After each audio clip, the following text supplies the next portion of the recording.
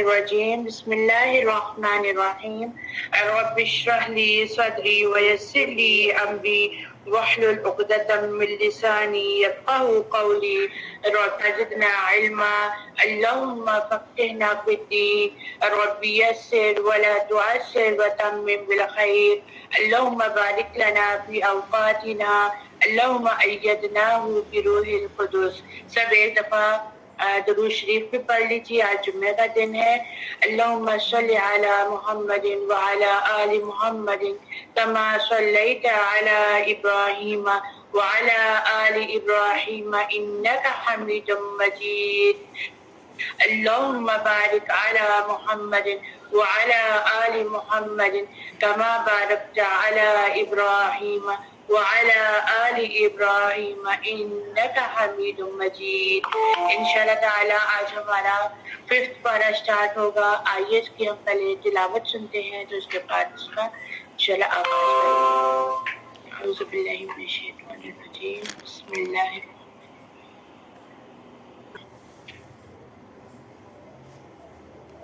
والمحصنات من النساء إلا ما ملكت أيمانكم كتاب الله عليكم وأحل لكم ما وراء ذلكم. اور تمہارے لیے شادی شدہ عورتیں بھی حرام ہیں سوائے ان لونڈیوں کے جن کے تم مالک ہو. یہ اللہ نے تمہارے لیے لکھ دیا ہے اور ان کے علاوہ جو عورتیں ہیں وہ تمہارے لیے حلال کر دی گئی ہیں. شرط یہ ہے کہ تم اپنے مال مہر کے بدلے انہیں حاصل کر کے ان سے نکاح کرو اور تمہاری نیت بدکاری کی نہ ہو. پھر جن سے مہر کے عوض تم فائدہ اٹھاؤ انہیں ان کے مقرر کیے ہوئے مہر دے دو. اگر تم مہر مقرر کر لینے کے بعد اس میں کمی بیشی پر راضی ہو جاؤ تو تم پر کوئی گناہ نہیں. بے شک اللہ خوب جاننے والا ہے اور بڑی حکمت والا ہے. اللہ سبحانہ و تعالیٰ جس کے ساتھ بھلائی کا ارادہ رکھتے ہیں اسے دین کی سمجھ عطا فرما دیتے ہیں. اور حدیث شریف میں آتا ہے کہ اللہ سبحانہ و تعالیٰ کا کرم ہے کہ اللہ تعالیٰ نے ہمیں دین کے ساتھ جوڑ کے رکھا اور دین کی سمجھ بوجھ عطا کر دی. مرد کے لیے لازم ہے کہ نکاح کے بعد اپنی بیوی کو مہر ادا کرے اور اگر بیوی خوش اسلوبی کے ساتھ معاف کر دیتی ہے تو وہ بھی اس کے لیے حلال ہے. یہاں سے یہ بھی بات پتہ چلتی ہے کہ ایک مرد کو شرعی طریقے سے عورت سے تعلق قائم کرنا چاہیے نہ کہ غلط طریقے سے اس کو اپنانا چاہیے. کیونکہ رسول اللہ صلی اللہ علیہ وآلہ وسلم فرماتے ہیں جب کوئی بندہ نکاح کر لیتا ہے تو وہ اپنا آدھا دین مکمل کر لیتا ہے. کیونکہ کہا جاتا ہے نا نکاح بھی آدھا دین ہے. لہٰذا باقی دین کے لیے اسے چاہیے کہ اللہ سے ڈرتا رہے. وَمَن لَّمْ يَسْتَطِعْ مِنكُمْ طَوْلًا اور تم میں سے جو شخص آزاد مومن عورتوں سے نکاح کرنے کی طاقت نہ رکھتا ہو وہ تمہاری ملکیت مومن لونڈیوں میں سے کسی لونڈی سے نکاح کر لے. اور اللہ تمہارے ایمانوں کا حال خوب جانتا ہے. تم سب ایک ہی گروہ کے لوگ ہو. تم میں برتری کا معیار صرف ایمان ہے پر تم ان کے مالکوں کی اجازت سے ان سے نکاح کر لو اور انہیں دستور کے مطابق ان کے مہر دے دو جبکہ وہ نکاح میں لائی گئی ہوں. بدکاری کرنے والی نہ ہو. اس کو ہائی لائٹ کر لیجئے. غیر مصافحات ولا متخذات اخدان. اس کو ہائی لائٹ کر لیجئے. فَإِذَا أُحْصِنَّ اور نہ چوری چھپے آشنا بنانے والی ہوں. پھر جب وہ نکاح میں آ جائیں اور اس کے بعد وہ بدکاری کریں تو ان کی سزا آزاد عورتوں کی سزا کا نصف ہے. یعنی شوہر والی لونڈیوں کو 100 کی بجائے نفس یعنی 50 کوروں کی سزا دی جاتی ہے جو شادی کے بعد خاوند ہوتے ہوئے وہ بدکاری کرتی ہے. یہاں پر اس آیت میں دیکھیے تو اس آیت میں زنا کی حرمت کی بات کی گئی ہے. نبی کریم صلی اللہ علیہ وآلہ وسلم کا فرمان ہے اے عرب کی ہلاکت. 2 دفعہ انہوں نے یہ بات کی اے عرب کی ہلاکت.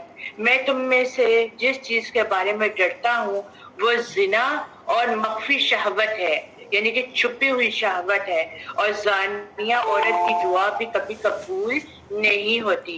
نبی کریم صلی اللہ علیہ وآلہ وسلم کا فرمان ہے آدھی رات کو آسمان کے دروازے کھول دیے جاتے ہیں اور ایک پکارنے والا آواز دیتا ہے کہ ہے کوئی مجھ سے دعا کرنے والا، ہے کوئی مجھ سے رزق مانگنے والا تو میں اس کو رزق دوں گا، ہے کوئی مجھ سے اپنی حاجت پوری کرنے والا میں اس کی حاجت پوری کروں گا، لیکن سوائے زانیہ عورت کے اس کی دعا قبول نہیں ہوتی، اس کی دعا عرش تک نہیں جاتی۔ اور یہ کون سی زانیہ عورت ہے کہ جو اپنی شرمگاہ کے ذریعے کمائی کرتی ہے، اس کے بارے میں بہت سخت ممانعت کی گئی ہے، اور جسم بیچ کر کمائی کرتی ہے، اور پھر اس کے لیے عذاب ہے۔ یہ اجازت تم میں سے اس کے لیے ہے جسے گناہ کی راہ پر چلنے کا اندیشہ ہو، اور یہ کہ تم صبر کرو تمہارے لیے بہتر ہے، اور اللہ بہت بخشنے والا ہے، بہت رحم کرنے والا ہے۔ اللہ چاہتا ہے کہ تمہارے لیے یہ معاملات کھول کر بیان کر دے اور تمہیں تم سے پہلے کے نیک لوگوں کی راہ پر چلا دے اور تم پر توجہ دے، اور اللہ خوب جاننے والا ہے، خوب حکمت والا ہے۔ واللہ یرید ان یتوب علیکم ویرید الذین یتبعون الشہوات ان تمیلوا میلا عظیما، اور اللہ تم پر توجہ دینا چاہتا ہے، اور وہ لوگ جو اپنی خواہشات کی پیروی کرتے ہیں وہ چاہتے ہیں کہ تم حق سے بہت دور ہو جاؤ۔ دیکھیں، اس سے یہ پتہ چلتا ہے کہ اللہ سبحانہ و تعالیٰ نے جو ہمیں احکامات بتا دیے ہیں ان احکامات پہ پابندی کرنا ہمارے لیے بہت ضروری ہے، اور اس احکامات پر چلنا ہمارے لیے بہت ضروری ہے، اور یہ پابندیاں بعد میں ہمارے لیے ہی جو ہے آج ہمیں مشکل لگتی ہیں، لیکن یہی پابندیاں جو ہیں کل کو ہمارے لیے آسانی والا بنا دیں گی۔ یرید اللہ ان یخفف عنکم وخلق الانسان ضعیفا، اللہ چاہتا ہے کہ وہ تمہارا بوجھ ہلکا کر دے، اور انسان تو بہت کمزور پیدا کر دیا گیا ہے۔ اے لوگوں جو ایمان لائے ہو، تم آپس میں ایک دوسرے کے مال ناحق نہ کھاؤ۔ لا تأکلوا اموالکم بینکم بالباطل، یعنی مال کمانے کے غلط طریقے اختیار نہ کرو۔ اور غلط طریقے کیا ہوتے ہیں مال کمانے میں؟ آج کل دیکھیں کس قدر مہنگائی کا دور ہے، بہت سے لوگ ایسے ہیں جو اپنے گھروں کو پورا نہیں کر سکتے، پھر وہ کیا کرتے ہیں؟ چوری کرتے ہیں، ڈاکے ڈالتے ہیں، یتیموں کا مال کھاتے ہیں، جو ان کو ذریعہ مل جاتا ہے حرام کمانے کا یا غلط کمانے کا تو وہ اس کا اختیار کرتے ہیں۔ إِلَّا أَن تَكُونَ تِجَارَةً عَن تَرَاضٍ مِّنكُمْ، اب یہاں پہ دیکھیں، اور مگر یہ کہ آپس کی رضامندی سے تم لوگ تجارت کر لو، اور تم اپنے آپ کو قتل نہ کرو۔ زندگی کی قدر کر لینی چاہیے۔ ہم لوگ بہت آسانی سے کہتے ہیں ہمیں موت آ جائے، ہم لوگوں کے ہمیشہ زبانوں پر اکثر یہ بات ہوتی ہے میں تو مر ہی جاؤں تو اچھا ہے، میں تو یہ کر لوں تو اچھا ہے۔ یہ ہماری زندگی ہمارے اختیار میں نہیں ہے، اور ہمیں کوئی حق نہیں پہنچتا کہ ہم اپنی زندگیوں کے بارے میں یہ بات کہیں، کیونکہ یہ زندگی ایک دفعہ اللہ سبحانہ و تعالیٰ نے ہمیں عطا کر دی ہے، اور جب یہ زندگی اللہ تعالیٰ نے عطا کی ہے تو اس زندگی کا مقصد کیا ہے؟ صرف یہ نہیں کھا لیا پی لیا اور گھوم لیا پھر لیا عیاشی کر لی، اس زندگی کا کچھ مقصد اللہ سبحانہ و تعالیٰ نے بتا دیا ہے کہ اس زندگی میں رہ کر ہم نے اپنی زندگی کو کن کاموں کی طرف گزار دینا ہے۔ ٹھیک ہے، تو اللہ سبحانہ و تعالیٰ یہاں پر سوسائڈ کی حرمت کو بیان کر رہے ہیں، ان تراضٍ منکم، اس میں کہا جا رہا ہے کہ تم اپنے آپ کو قتل نہ کرو۔ حالات جیسے بھی ہوں ہمیں مایوس نہیں ہونا چاہیے، ہمیں خودکشی نہیں کرنی چاہیے۔ یہاں پہ یہی بات کی جا رہی ہے کہ خودکشی نہیں کرنی چاہیے۔ اللہ تعالیٰ کہتے ہیں امید، ایک ہمارے دل میں امید کی کرن اجاگر ہوتی ہے تو ہمیں ہر وقت اس کے لیے اچھا سوچنا چاہیے۔ اور جو لوگ اپنی زندگیوں سے ہار کر اپنے آپ کو مار ڈالتے ہیں، اپنے بچوں کو مار ڈالتے ہیں کہ ہمارے پاس کھانے پینے کو کچھ نہیں ہے، سوسائڈ کر لیتے ہیں، تو اللہ سبحانہ تعالیٰ کہتے ہیں کہ اس کی حدیث ہے جس کا مفہوم یہ ہے کہ قیامت والے دن اس کو عذاب تو دیا جائے گا، اور اس عذاب کے ساتھ جس طرح اس نے دنیا میں اپنے آپ کو مارا ہے وہ مسلسل اپنے آپ کو وہاں پر بھی مارتا رہے گا۔ تو اس لیے اپنی جانوں پر ظلم کرنا بہت بڑی غلط بات ہے، اس کی ممانعت کی گئی ہے۔ وَلَا تَقْتُلُوا أَنفُسَكُمْ، اور نہ اپنے آپ کو اپنے نفسوں کو قتل کرو۔ إِنَّ اللَّهَ كَانَ بِكُمْ رَحِيمًا، بے شک اللہ تم پر بہت رحم کرنے والا ہے۔ اور جو شخص سرکشی اور ظلم سے ایسی نافرمانی کے کام کرے تو اسے ہم جلد آگ میں ڈال دیں گے. استغفر اللہ. اور یہ اللہ کے لیے بہت آسان ہے, اللہ کے لیے کچھ مشکل نہیں ہے. ہم لوگ اپنی زندگیوں کو کچھ مشکل بنا دیں گے اگر ہم اللہ کے احکامات کے مطابق نہیں چلیں گے. ان تجتنبوا كبائر ما تنهون عنه نكفر عنكم سيئاتكم وندخلكم مدخلا كريما. اگر تم بڑے گناہوں سے بچو گے جن سے تمہیں روکا جاتا ہے تو ہم تمہاری چھوٹی چھوٹی برائیاں تم سے دور کر دیں گے اور تمہیں عزت کی جگہ میں داخل کر دیں گے. اب یہاں کبیرہ گناہوں سے بچنے کا حکم دیا جا رہا ہے. ابن عباس کہتے ہیں کہ ہر وہ گناہ کبیرہ ہے جس کو اللہ نے جہنم کی وعید یا لعنت یا غضب کی وعید پر ختم کر دیا ہے. یعنی جس گناہ پر جہنم کی سزا بتا دی گئی ہے, جس بنا پر لعنت کی گئی ہے, تو وہ کس سبب ہے؟ وہ کبیرہ گناہ کے سبب ہے. اللہ کے نبی نے صلی اللہ علیہ وآلہ وسلم نے کچھ کبیرہ گناہوں کا ذکر کیا ہے اور ان میں کیا ہے؟ سب سے پہلے اللہ کے ساتھ شرک ٹھہرانا, یہ کبیرہ گناہ ہے. پھر والدین کی نافرمانی کرنا, پھر جھوٹی گواہی دینا, اور پھر اللہ کے نبی صلی اللہ علیہ وآلہ وسلم فرماتے ہیں 7 ہلاکت خیز گناہوں سے بچو. اور 7 ہلاکت خیز گناہ کون سے ہیں؟ سب سے پہلا اللہ کے ساتھ کسی کو شریک ٹھہرانا, دوسرا ہے جادو کرنا, تیسرا ہے کسی جان کو ناحق قتل کرنا, چوتھا ہے سود کھانا, پانچواں یتیم کا مال ہڑپ کر جانا, چھٹا لڑائی کے دن جہاد کے دن اپنی پیٹھیں موڑ کر بھاگ جانا, اور پھر 7واں جو سب سے آخر میں ہے پاک دامن عورت پر تہمت لگانا, الزام لگانا. ان 7 چیزوں سے اللہ سبحانہ وتعالیٰ نے ہمیں منع فرمایا ہے جو نبی کریم صلی اللہ علیہ وسلم کے ذریعے ہمیں تعلیم پہنچی ہے. وَلَا تَتَمَنَّوْا مَا فَضَّلَ اللَّهُ بِهِ بَعْضَكُمْ عَلَى بَعْضٍ لِلرِّجَالِ نَصِيبٌ مِّمَّا اكْتَسَبُوا وَلِلنِّسَاءِ نَصِيبٌ مِّمَّا اكْتَسَبْنَ وَاسْأَلُوا اللَّهَ مِن فَضْلِهِ. اور تم اس مقام و مرتبے کی خواہش نہ کرو جس کے باعث اللہ نے تم میں سے بات کو بات پر فضیلت دی. مردوں نے جو کمایا اس میں ان کا حصہ ہے اور عورتوں نے جو کمایا اس میں ان کا حصہ ہے, اور تم اللہ سے اس کا فضل مانگتے رہو, بے شک اللہ ہر چیز کو خوب جاننے والا ہے. اب یہاں پہ کمانا کمائی کے ذریعے میں نہیں بتایا جا رہا, اور یہ کمائی کا ذریعہ کیا ہے؟ یہ نہیں جو آپ جابس کرتے ہیں باہر نکل کے, نہیں. مرد کے حصے میں جو کمائی ہے اس کا جو بتایا گیا وہ یہ کہ کوالٹیز بیان کر دی گئی ہیں مرد اور عورت کی, کہ جو خیر کے کام کر کر اچھا آیا وہ اتنا ہی اس کو اس کے عمل کا بدلہ مل جائے گا. جو مرد نے کمائی کی اور جو عورت نے کمائی کی اللہ تعالیٰ خوب جانتے ہیں. بس اللہ سبحانہ و تعالیٰ سے ہر وقت ہمیں فضل مانگتے رہنا چاہیے. ماں باپ اور قریب رشتہ دار جو مال کو چھوڑ جائیں ان میں سے ہم نے ایک کے لیے وارث بنائے ہیں, اور جن سے تمہارا عہد بن چکا ہو انہیں ان کا حصہ دے دو, بے شک اللہ سبحانہ تعالیٰ ہر چیز پر گواہ ہے. مرد عورتوں پر اس وجہ سے حاکم ہے. الرجال قوامون, قوامون کہتے ہیں قائم, حاکم یعنی ذمہ دار. مرد جو ہے وہ ایک ذمہ دار ہے. مرد عورتوں پر اس وجہ سے حاکم ہے کہ اللہ سبحانہ و تعالیٰ نے ان میں سے ایک کو دوسرے پر فضیلت دی ہے, اور اس وجہ سے بھی کہ وہ اپنے مالوں میں سے خرچ کرتے ہیں. آپ لوگ یہاں پر دیکھیے کہ اللہ سبحانہ و تعالیٰ نے مرد کو کتنا اختیار دے دیا ہے. ہم کہتے ہیں نا ہمارے گھر کا سربراہ کون ہے؟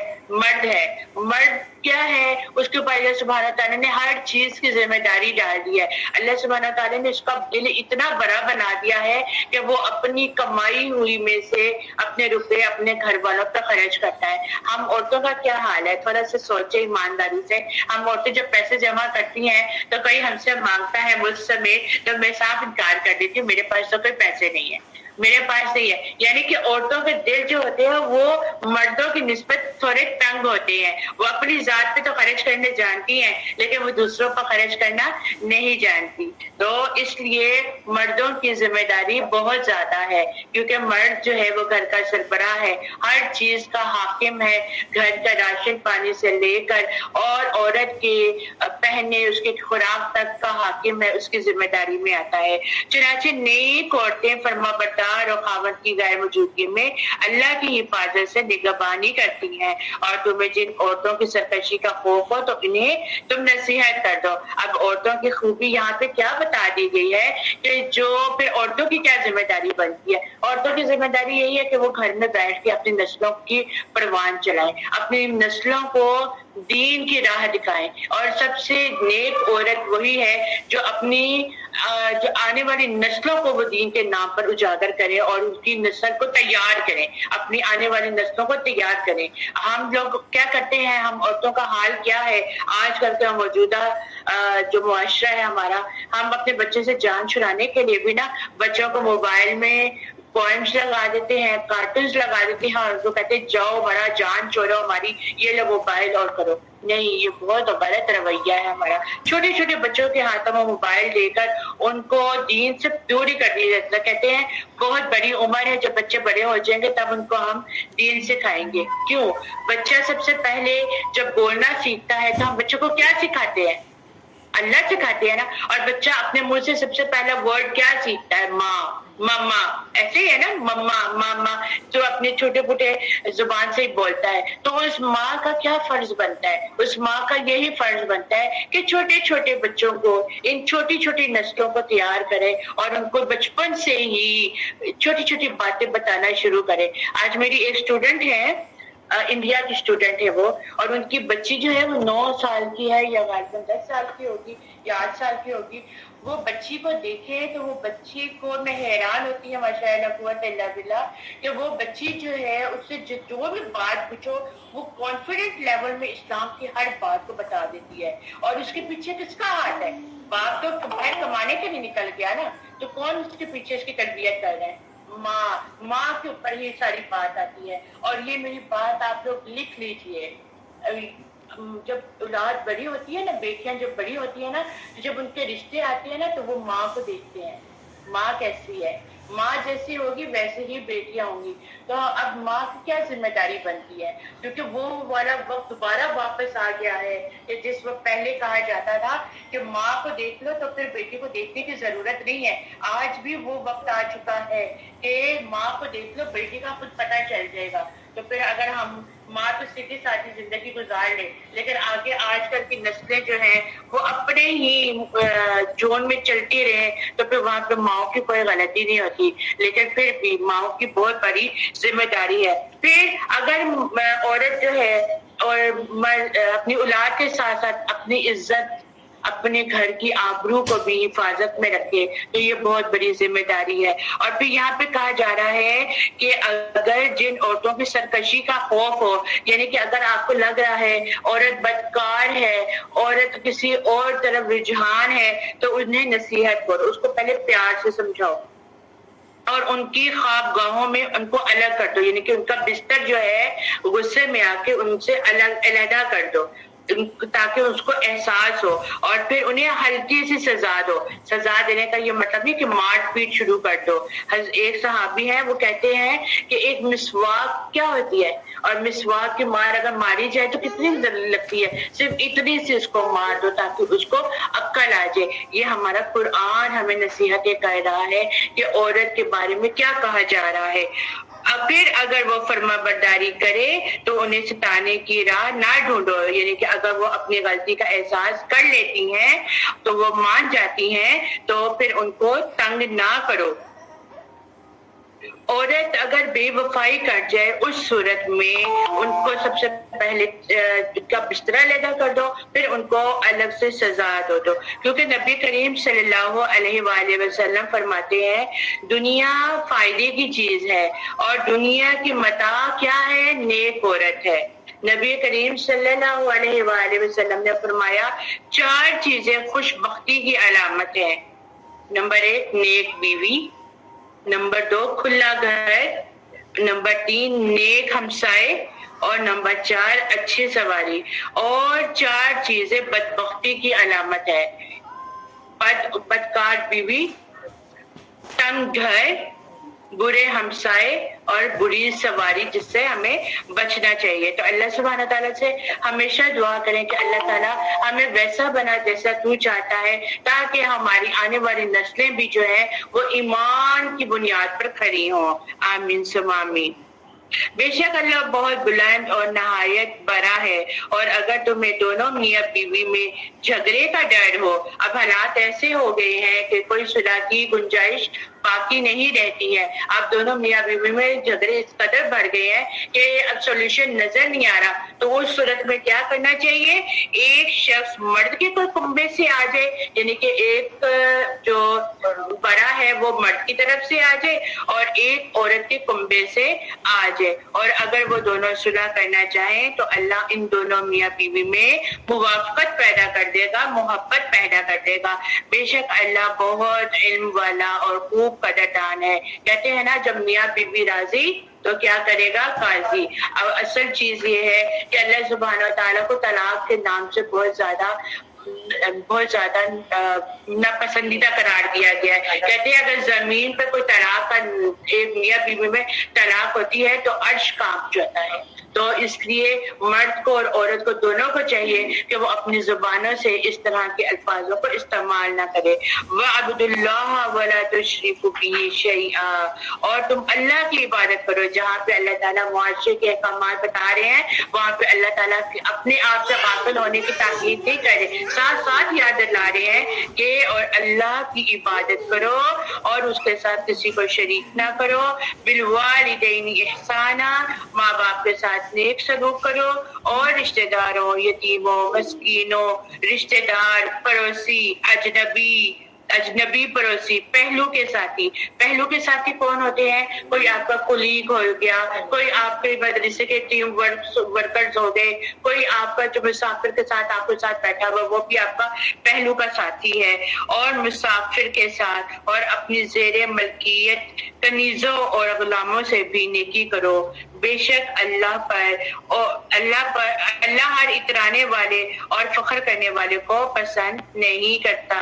ایسے لوگ بھی اللہ کو پسند نہیں جو کنجوسی کرتے ہیں اور لوگوں کو بھی کنجوسی کرنے کا حکم دیتے ہیں، اور اللہ نے اپنے فضل سے جو کچھ انہیں دیا ہے اسے چھپاتے ہیں، اور ہم نے کافروں کے لیے رسوا کن عذاب تیار کر رکھا ہے۔ آدمی میں سے سب سے بدترین چیز کیا ہے کہ اس کے اندر ایک تو بے صبرے پن آ جاتا ہے، بے صبرے پن کے ساتھ اس کے اندر بخل آ جاتا ہے، اور وہ سب حد سے زیادہ بزدل بن جاتا ہے، کیونکہ بزدل انسان جو ہوتا ہے وہ کبھی بھی آگے بڑھنے کی کوشش نہیں کرتا، وہ ہمیشہ پیچھے رہتا ہے۔ چاہے وہ آپ دین کے معاملات میں دیکھ لیں اور چاہے وہ آپ دنیا کے معاملات میں دیکھ لیں۔ اب دین کے معاملے میں کیا ہے کہ ہم لوگوں نے کلاسز جوائن کی ہے، ہم لوگوں نے پہلا پڑھنا شروع کیا ہے۔ اسی بات پر مجھے اپنی ایک اسٹوڈنٹ یاد آ گئی کہ ہم نے پڑھنا شروع کیا ہے اور ہم نے کہہ دیا یہ تو بہت مشکل ہے، ہم نہیں کر سکتے۔ یہ بدترین شخص کی علامت قرآن میں بتا دی گئی ہے۔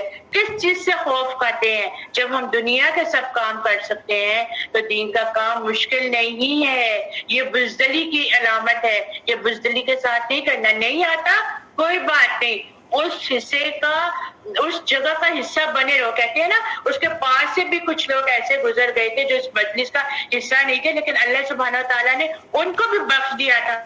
فرشتوں کو کیا کہا تھا؟ یہی کہا تھا کہ نہیں، وہ تو پاس سے بھی گزر چلے گئے، بخش دو اس کو بھی۔ تو ہم کیوں بخل کرتے ہیں؟ ہم کیوں ان چیزوں میں کنجوسی کرتے ہیں؟ ہمیں کنجوسی نہیں کرنی، نہیں آتا کوئی بات نہیں، اللہ سے دعا کرتے ہوئے چلتے جائیں۔ کبھی نہ کبھی زندگی میں کہیں نہ کہیں پہ تو اس مقام پہ پہنچیں گے کہ سب کچھ آ جائے گا انشاءاللہ، ٹھیک ہے؟ تو یہ دیکھیں، ہمیں جہاں پر آیتیں بتائی گئی ہیں ان آیتوں کے اندر جب ہم اس کو سمجھنے کی کوشش کرتے ہیں نا تو ہمیں ہر چیز کی حکمت کا پتہ چلتا ہے۔ اور پھر بے شک اللہ ہر اترانے والے، اور اگر آ گیا ہے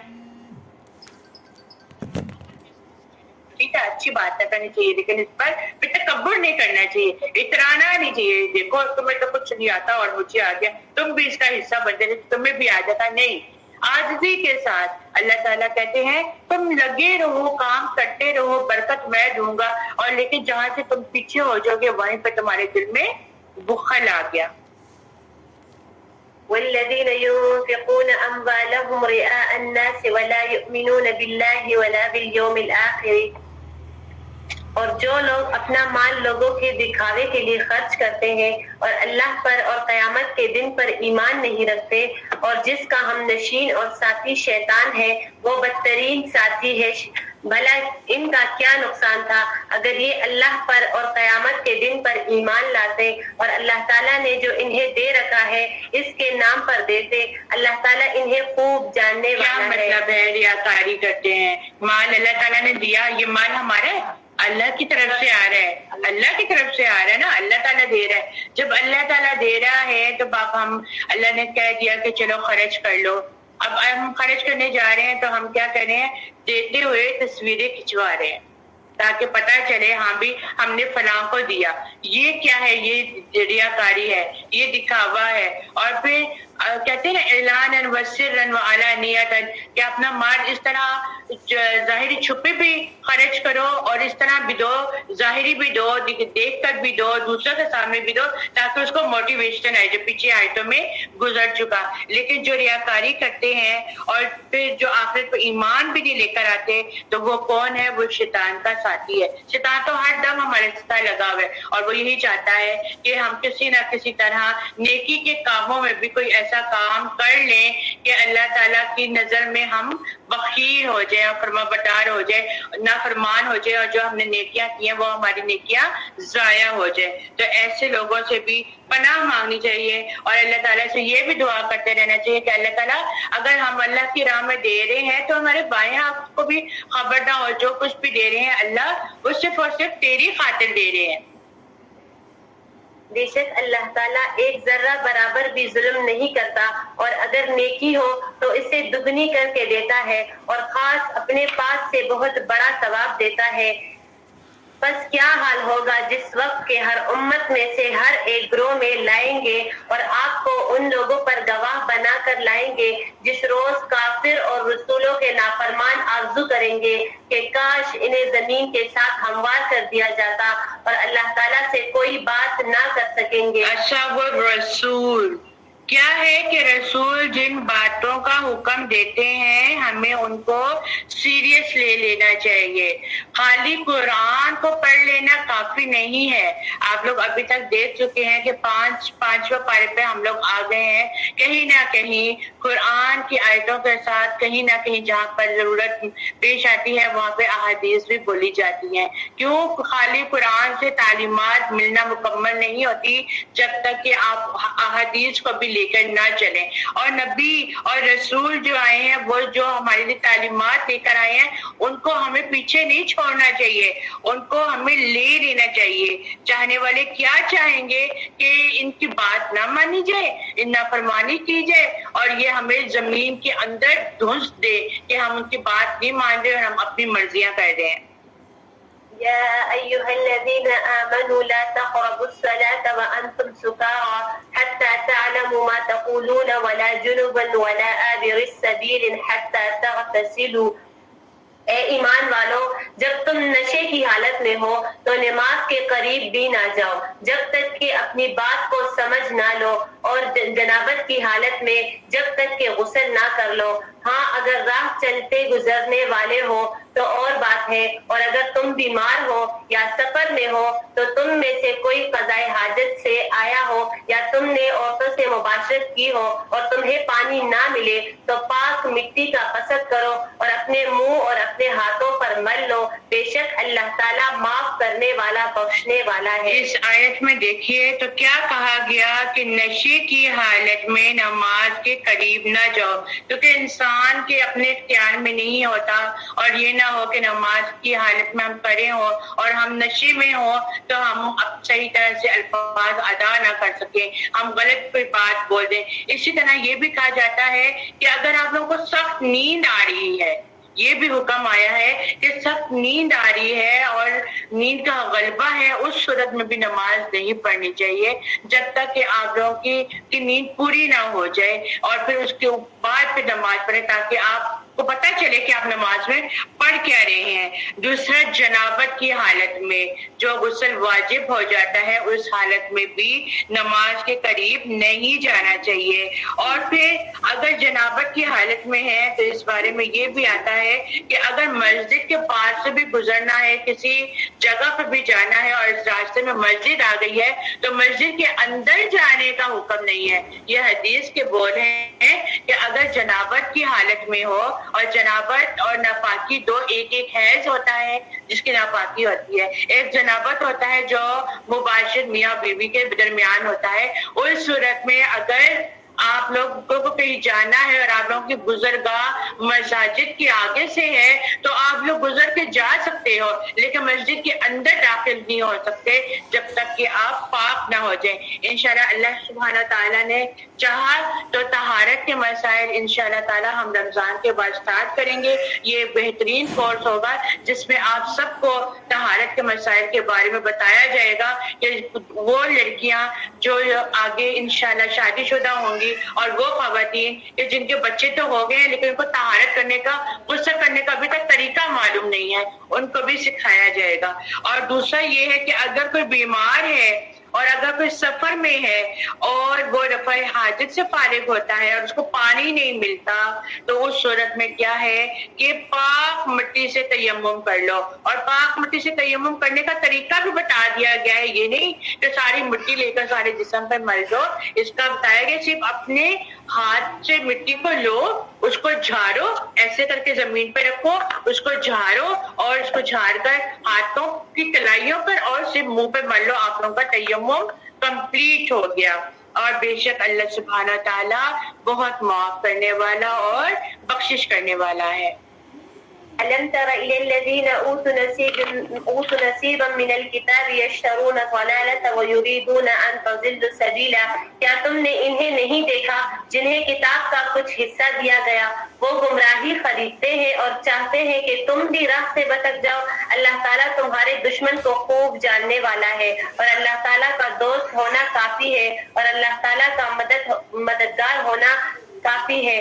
بعض یہود کلمات کو ان کی جگہ سے ادھر ادھر کرتے ہیں اور کہتے ہیں کہ ہم نے سنا اور نافرمانی کی، اور آپ کو کوئی بھی بات سنائی نہ دے اور ہماری رعایت کرے، لیکن اس کہنے میں اپنی زبان کو الٹتے پلٹتے ہیں اور دین میں تانا دیتے ہیں۔ اور اگر یہ لوگ کہتے کہ ہم نے سنا اور ہم نے فرمان برداری کی اور آپ سنیے اور ہمیں دیکھیے تو یہ ان کے لیے بہت بہتر ہوتا اور نہایت ہی مناسب تھا، لیکن اللہ تعالیٰ نے ان کے کفر کی وجہ سے انہیں لعنت کی ہے۔ پس یہ بہت ہی کم ایمان لاتے ہیں۔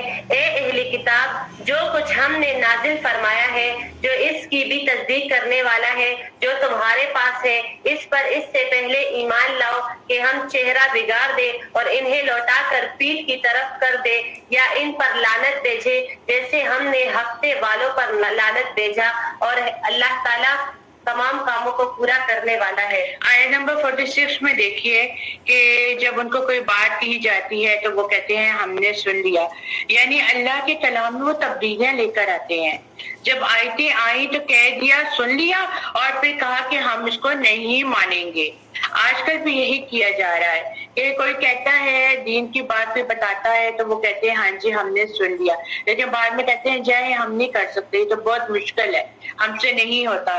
تو یہ چیز ہے، ہمیں اللہ تعالیٰ نے کہا وہ ہم نے کہا ہم مانتے ہیں، ہم نے سن لیا اور انشاءاللہ ہم کریں گے، لیکن جو کہتے ہیں ہاں بھائی ہم نے سن لیا لیکن بعد میں کہتے ہیں کہ ہم لوگ نہیں ماننے والے، تو ایسے لوگوں کی یہاں پر تردید کی گئی ہے کہ وہ زبان سے تو کچھ کہتے ہیں اور دل ان کے کچھ ہے۔ اور پھر انسان کو نیکی کے کاموں میں ہمیشہ جلدی کرتے رہنا چاہیے۔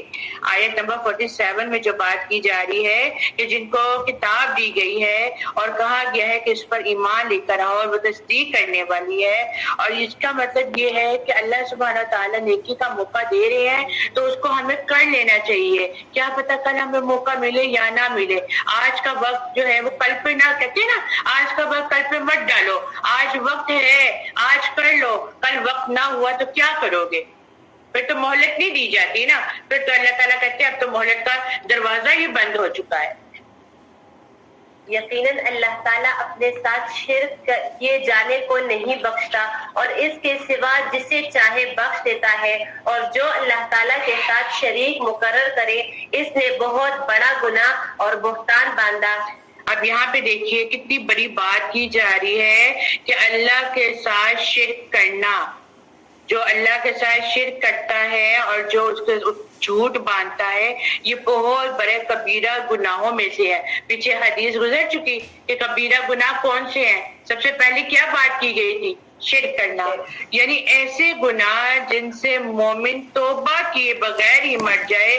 اللہ تعالیٰ اگر کسی کے لیے چاہے گا تو بغیر کسی قسم کی سزا دیے معاف فرما دے گا, اور بہت سو کو تو سزا کے بعد بھی معاف نہیں کرے گا, اور بہت سو کو تو نبی صلی اللہ علیہ وسلم کی شفاعت پر معاف فرما دے گا. لیکن شرک کسی صورت بھی معاف نہیں کیا جائے گا, کیونکہ مشرک پر اللہ نے جنت حرام کر دی ہے. نبی کریم صلی اللہ علیہ وآلہ وسلم کا فرمان ہے کہ وہ فرماتے ہیں کہ شرک بہت بڑا گناہ ہے. سورہ لقمان میں اللہ سبحانہ وتعالیٰ فرماتے ہیں ان الشرک لظلم عظیم, کہ شرک ظلم عظیم ہے, ہمیں شرک نہیں کرنا چاہیے. بعض دفعہ ہم اپنی زبانوں سے بھی کچھ ایسی بات کر دیتے ہیں جو شرک کی بنیاد پر معیار پر پہنچ جاتی ہے. اس لیے ہمیشہ کہنا چاہیے سوچ سمجھ کر اور حکمت کے ساتھ بات کرنی چاہیے. کیا پتہ ہمارے منہ سے نکلی ہوئی وہ عام بات اللہ سبحانہ وتعالیٰ کے نزدیک شرکی الفاظ بن جائے. اس لیے کہا جاتا ہے کہ نعتوں میں بھی, نعتیں ہمیں بہت پسند ہوتی ہیں, نعتوں میں بھی اس چیز کا خیال کرنا چاہیے کہیں اس کے اندر شرکیہ کلمات تو نہیں آ رہے ہیں. اگر شرکیہ کلمات آ رہے ہیں تو ہمیں اس سے گریز کرنا چاہیے. أَلَمْ تَرَ إِلَى الَّذِينَ يُزَكُّونَ أَنفُسَهُمْ, کیا آپ نے انہیں نہیں دیکھا جو اپنی پاکیزگی اور ستائش خود کرتے ہیں, بلکہ اللہ تعالیٰ جسے چاہے پاک کرتا ہے, کسی پر ایک دھاگے کے برابر ظلم نہ کیا جائے گا. دیکھو یہ لوگ اللہ تعالیٰ پر کس طرح جھوٹ باندھتے ہیں, اور یہ حرکت صریح گناہ ہونے کے لیے کافی ہے. کیا آپ نے انہیں نہیں دیکھا جنہیں کتاب کا کچھ حصہ ملا ہے, جو بتوں کا اور باطل معبودوں کا اعتقاد رکھتے ہیں, اور کافروں کے حق میں کہتے ہیں کہ یہ لوگ ایمان والوں سے زیادہ راہ راست پر ہیں. یہی وہ لوگ ہیں جنہیں اللہ تعالیٰ نے لعنت کی ہے, اور جس سے اللہ تعالیٰ لعنت کر دے تو اس کا کوئی مددگار نہ پائے گا. اللہ سبحانہ تعالیٰ سے دعا کریں اللہ سبحانہ تعالیٰ ہم پر اپنی نظر کرم رکھے, ہمیں ان کیٹیگری میں نہ ڈالے کہ جہاں پر اللہ تعالیٰ کلام بھی نہ کرے اور جہاں پر اللہ سبحانہ تعالیٰ کی لعنت ملتی ہو. کیا ان کا کوئی حصہ سلطنت میں ہے؟ اگر ایسا ہوتا تو پھر یہ کسی کو ایک کھجور کے شگاف کے برابر بھی کچھ نہ دیتے. یہ لوگوں سے حسد کرتے ہیں اس چیز پر جو اللہ تعالیٰ نے اپنے فضل سے انہیں دیا ہے. بس ہم نے تو آل ابراہیم کو کتاب اور حکمت بھی دی ہے اور بڑی سلطنت بھی عطا فرمائی ہے. پھر ان میں سے بعض نے تو اس کتاب کو مانا اور بعض اس سے رک گئے, اور جہنم کا جلانا کافی ہے ان کے لیے. جن لوگوں نے ہماری آیتوں سے کفر کیا انہیں ہم یقیناً آگ میں ڈال دیں گے. جب ان کی کھالیں پک جائیں گی ہم اس کے سوا اور کھالیں بدل دیں گے تاکہ وہ عذاب چھکتے رہے. یقیناً اللہ تعالیٰ غالب حکمت والا ہے. اللہم لا تجعلنا منہم. یہاں پہ دیکھیں کہ کس قدر سخت وعید ہے ان لوگوں کے لیے کہ جن کی کھالیں جلا دی جائیں گی. جہنم میں جہنمی کی جو کھال ہوگی, اس کے جسم کی جو کھال ہوگی وہ 70 بالش چوڑی ہو جائے گی. اتنی موٹی کھال ہوگی کہ اتنا بڑے کان کی لو سے لے کر اس کی جسم تک کی اس کی موٹائی ہوگی. تو ایسا امیجن کریں. اور پھر آگ میں جلنا یہ گناہ کبیرہ کی عوض ہے کہ وہ آگ میں جلائی جائے گی اور وہ جب جل جائے گی پھر اس کے اوپر پھر کھال ڈال رکھ دی جائے گی اور پھر اس کو جلا دیا جائے گا.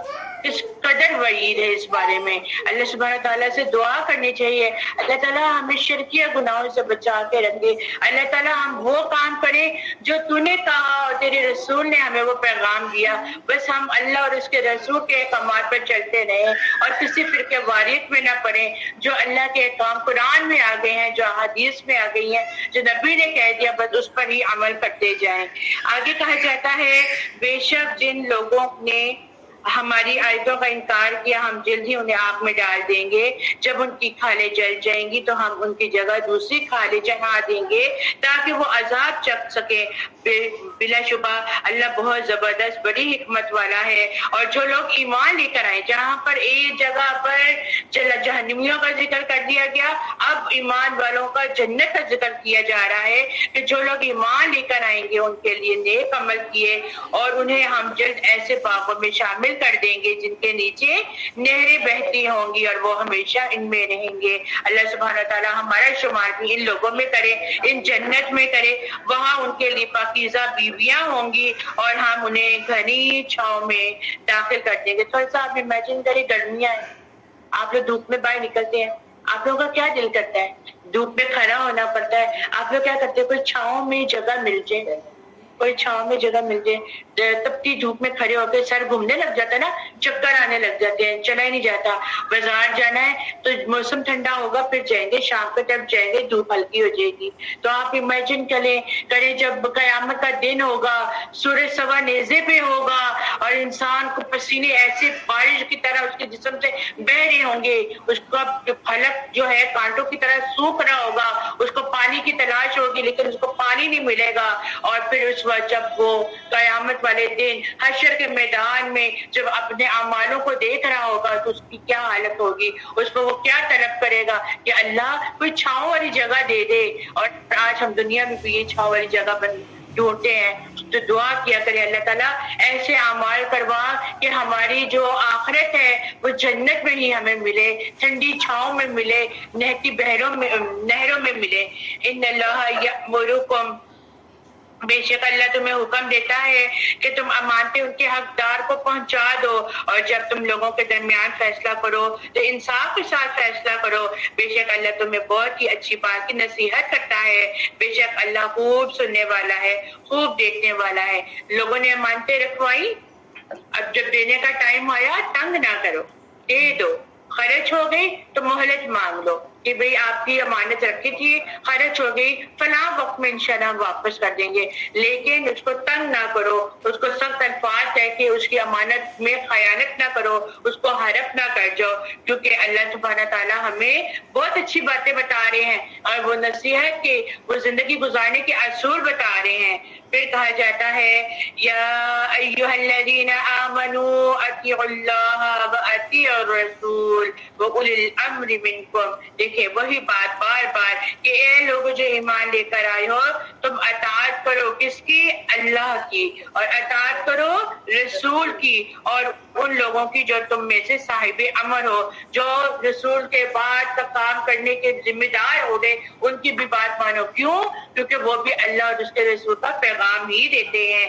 پھر اگر تم باہم کسی چیز میں اختلاف کرتے ہو تو اسے اور اللہ اور اس کے رسول کی طرف لوٹا دو, اگر تم واقعی اللہ اور آخرت کے دن پر ایمان رکھتے ہو. اب اس کا کیا مطلب ہے؟ اب کوئی بات میں آپ لوگوں کی مخالفت آ گئی ہے, دونوں فریقین ایک دوسرے کو نہیں مان رہے, جج تک بات جاتی ہے, ایک جو ہے وکیل تک بات جاتی ہے, اس میں بھی آپ لوگوں کو تسلی نہیں ہو رہی. پھر آخری حربہ کیا ہوتا ہے؟ قرآن کو کھولو اور حدیث کو کھولو, پھر جو حکم وہاں پر آ رہا ہے پھر اس کے مطابق اپنی زندگیوں کے فیصلے کرو. یہ بہتر ہے اور انجام کے لحاظ سے بھی بہت اچھا ہے. اے نبی کیا آپ نے ان لوگوں کو نہیں دیکھا جو دعویٰ کرتے ہیں کہ بے شک وہ اس پر ایمان لائے ہیں جو آپ کی طرف نازل کیا گیا اور اس پر بھی جو آپ سے پہلے نازل کیا گیا. وہ چاہتے ہیں کہ اپنے معاملات کا فیصلہ شیطانی چیلوں سے کروائیں, حالانکہ انہیں حکم دیا گیا ہے کہ ایسے شیطانوں کا انکار کریں, اور شیطان چاہتا ہے کہ انہیں گمراہ کر کے دور پھینک دے. اور جب ان سے کہا جاتا ہے کہ آؤ اس کی طرف جو اللہ نے نازل کیا اور آؤ رسول کی طرف, تو آپ منافقوں کو دیکھتے ہیں کہ وہ آپ کی طرف آنے سے ہی کتراتے ہیں، پھر ان کا حال کیا ہوتا ہے جب ان کے ہاتھوں کی لائی ہوئی مصیبت ان پر آ پہنچتی ہے، پھر وہ قسمیں کھاتے ہوئے آپ کے پاس آ کر کہتے ہیں کہ اللہ کی قسم ہم نے تو بھلائی اور صلح صفائی کا ارادہ کیا تھا۔ یہ وہ لوگ ہیں کہ اللہ جانتا ہے کہ ان کے دلوں میں کیا ہے، لہٰذا اے نبی آپ ان کی باتوں پر دھیان نہ دیں اور انہیں نصیحت کرتے رہیں اور ان سے دلوں پر اثر کرنے والی بات کہیں۔ دیکھیں ہر کوئی اپنی کمائی کے بدلے ہی اس کے اعمال پر اس کو ملے گا، ٹھیک ہے۔ اب دیکھیں جب ان کو کہا جاتا ہے تو پھر وہ مانتے نہیں ہیں، اور جب ان کے اوپر مصیبتیں آتی ہیں تو پھر وہ پیغمبروں کے پیچھے بھاگتے ہیں، رسولوں کے پیچھے بھاگتے ہیں کہ ہم نے تو آپ کی بات مانی، یہ کیا وہ کیا۔ اور پھر یہاں پر نبی صلی اللہ علیہ وآلہ وسلم کو تسلی دی جا رہی ہے کہ آپ نے ان کی بات پر دھیان نہیں دینا، پیغمبرانہ اخلاق بتایا جا رہا ہے کہ ایسے لوگوں کو نصیحت کر دیں اور ان لوگوں کی طرف دھیان نہ دیں۔ مجھے اس طرح یاد ہے کہ جب میں نے پہلی مرتبہ تبلیغ کرنا شروع کی تو میں اپنا دل واقعی تھکا دیتی تھی، میں روتی تھی کہ میں لوگوں کو بلاتی ہوں لوگ آتے نہیں ہیں، میں لوگوں کو بلاتی ہوں لوگ آتے نہیں ہیں، کیا وجہ ہے؟ میں بہت زیادہ اپنے آپ کو میں بیمار پڑ جاتی تھی، لوگ کیوں نہیں آتے، لوگ کیوں نہیں سنتے۔ لیکن جب میں نے سنا کہ میرے نبی پاک صلی اللہ علیہ وآلہ وسلم بھی دین کی تبلیغ کر لیا کرتے تھے، پھر اللہ تعالیٰ نے ان کو تسلی دے دی۔ اللہ تعالیٰ نے کہا اپنے دل کو مت تھکاؤ، بس تمہارا کام کیا ہے، پہنچا دینا، بلغوا عنی ولو آیا، جو تم اب اللہ کا پیغام پہنچا دو اور پھر اس سے بڑی ذمہ ہو جاؤ، میں اس کی بابت تم سے نہ پوچھوں گا۔ تسلی ہو گئی نا۔ ہم نے تو یہ کہ پھر جب لوگ اثر لینا چھوڑ دیتے ہیں تو پھر وہاں پر کہنا بھی بند کر دیا جاتا ہے، پھر وہ جانے اور اللہ جانے۔ اور اسی اخلاق کی ہمیں پیروی بھی کرنی چاہیے اور ہمیں بد اخلاقی کا معاملہ نہیں کرنا چاہیے، احسان کے بدلے احسان۔ آپ کا کام، آپ کی ذمہ داری جو ہے وہ آپ دیتے جاؤ، اگر اثر لینے والا ہوگا اللہ تعالیٰ نے اس کو ہدایت دی ہوگی وہ ضرور آئے گا، اور اگر آپ کے دل میں ذرا برابر بھی ہدایت نہیں ہوگی اور اللہ کی عزت سے تو وہ کبھی بھی نہیں آئے گا، کیونکہ طلب ہوگی تو اس کو ملتی ہے، طلب نہیں ہوگی۔ آپ کو پانی کی طلب ہوگی نا، پیاس لگی ہوگی تو آپ پانی پیئیں گے نا، پیٹ بھرا ہوگا تو ایسے تو نہیں گلاس اٹھا کے منہ پر لگا لیں گے۔ تو ہمیشہ دل میں طلب لایا کریں، طلب کا ہونا بہت زیادہ ضروری ہے، اور جب طلب ہوگی تو اللہ سبحانہ تعالیٰ کی بھی مدد آئے گی، اور پھر جب اللہ سبحانہ تعالیٰ کی بھی مدد آئے گی تو مشکل سے مشکل راہ بھی آسان ہو جائے گی۔ وما أرسلنا من رسول إلا ليطاع بإذن الله، ہم نے ہر رسول کو صرف اسی لیے بھیجا کہ اللہ تعالیٰ کے حکم سے اس کی فرمان برداری کی جائے۔ اور اگر یہ لوگ جب انہوں نے اپنی جانوں پر ظلم کیا تھا تیرے پاس آ جاتے اور اللہ تعالیٰ سے استغفار کرتے اور رسول بھی ان کے لیے استغفار کرتا تو یقیناً یہ لوگ اللہ تعالیٰ کو معاف کرنے والا اور مہربان پاتے۔ سو قسم ہے تیری پروردگار کی، یہ ایمان نہیں لا سکتے جب تک کہ تمام آپس کے اختلافات میں آپ کو حاکم نہ مان لے، پھر جو فیصلے آپ ان میں کر دے ان سے اپنے دل میں کسی طرح کی تنگی اور ناخوشی نہ پائے اور فرمان برداری کے ساتھ قبول کر لے۔ یہاں پہ دیکھیں آیت نمبر 64 میں کہ گناہ جو ہوتے ہیں وہ انسان کو دلدل میں ڈال دیتے ہیں، اس کے اندر گناہوں کی وجہ سے ان کے گھروں میں مصیبتیں آتی ہیں، گناہوں کی وجہ سے ان کا رزق ختم کر دیا جاتا ہے۔ کیوں؟ اللہ سے دور، دین سے دور، اور ساری دنیاوی کام، اپنے آپ کو صرف دنیا کی حد تک ڈال لیا، اور پھر کہتے ہیں کہ ہمارے ساتھ ایسا کیوں ہوا، اور اس کی وجہ کیا ہے کہ چھوٹے گناہ کرتے کرتے بڑے گناہ بنا لیے۔ تو اس کا حل کیا بتایا جا رہا ہے کہ استغفار کرتے رہنا چاہیے، استغفار کرتے رہنا چاہیے۔ کوئی بھی مسئلہ ہو کہا جاتا ہے نا کہ صبح فجر کے بعد ایک تسبیح جو ہے 100 دانوں کی جو تسبیح ہے اس کی استغفار کیا کرو. اور استغفار کرنے سے کیا ہے اللہ سبحانہ و تعالیٰ آپ کے گھروں میں ایسا رزق دیتے ہیں کہ آپ کو بھی پتہ نہیں چلتا. تو استغفار کی کتنی زیادہ فضیلت ہے کہ ہر معاملے میں استغفار کرو تو اللہ بھی آپ پر رحم کرتا ہے. اور کوئی مسئلہ بھی آ جائے تو اللہ سے دعا کرو. اور دعا کا بہترین طریقہ کیا ہے؟ دعا مانگنے کا بہترین طریقہ کہ سب سے پہلے اللہ سبحانہ و تعالیٰ کی حمد و ثنا بیان کرو. پھر اس کے بعد اللہ سبحانہ و تعالیٰ کے نبی صلی اللہ علیہ وآلہ وسلم پہ درود کلام پڑھو. درود شریف پڑھنے کے بعد پھر اللہ سبحانہ و تعالیٰ سے اپنی فریاد کرو عاجزی کے ساتھ, انکساری کے ساتھ, توبہ کے ساتھ. پھر ہو نہیں سکتا کہ اللہ سبحانہ و تعالیٰ آپ کی دعا کو قبول نہ کرے. اور اگر ہم ان پر یہ فرض کر دیتے کہ اپنی جانوں کو قتل کر ڈالو یا اپنے گھروں سے نکل جاؤ تو ان میں سے بہت ہی کم لوگ ایسا کرتے. اور اگر یہ وہی کرے جس کی انہیں نصیحت کی جاتی ہے تو یقیناً یہی ان کے لیے بہتر ہو اور بہت زیادہ مضبوطی والا ہو. اور تب تو انہیں ہم اپنے پاس سے بڑا ثواب دیں اور یقیناً انہیں راہ راست دکھا دیں. اور جو بھی اللہ کی راہ, اللہ اور رسول کی فرمانبرداری کرے اور وہ ان لوگوں کے ساتھ ہوں گے جن پر اللہ تعالیٰ نے انعام کیا, جیسے نبی اور صدیقین اور شہداء اور نیک لوگوں, یہ بہترین رفیق ہے. اللہ سبحانہ تعالیٰ اگر آپ لوگ تھوڑا سا سوچے تو انعام یافتہ لوگ کون ہیں؟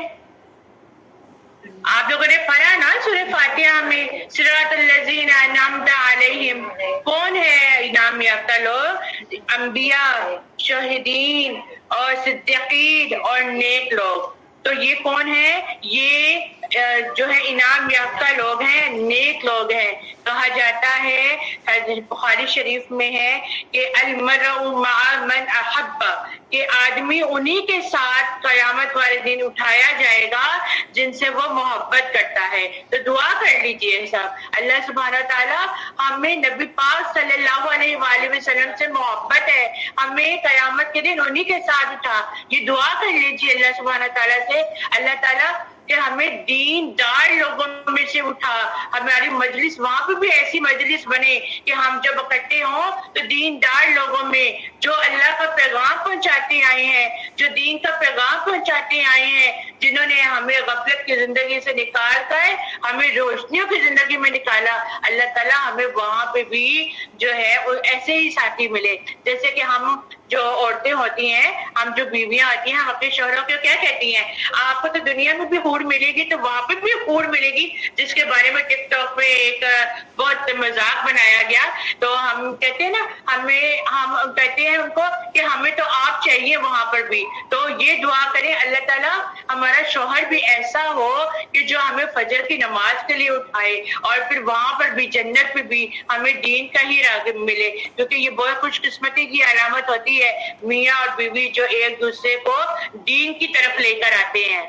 شوہر اگر دیندار ہوتا ہے نا تو شوہر کیا کہتا ہے, اٹھو نماز پڑھو. اور اگر بیوی دیندار ہوتی ہے تو بیوی کہتی ہے اٹھو نماز پڑھو. اور اگر دونوں شوہر محبت میں ہی بس کہہ دے کہ ہمیں بس جنت میں ایسے اکٹھا کرے تو ایسے بات نہیں بنتی ہے, محنت کرنی پڑتی ہے, اور محنت کر کے عمل کو بھی کمانا پڑتا ہے. اور پھر حضرت انس رضی اللہ تعالیٰ عنہ فرماتے ہیں کہ صحابہ کرام کو جتنی خوشی اس فرمان رسول کو سن کر ہوئی اتنی خوشی کبھی بھی نہیں ہوئی تھی, کیونکہ وہ جنت میں بھی رسول اللہ صلی اللہ علیہ وآلہ وسلم کی رفاقت کو پسند کرتے تھے.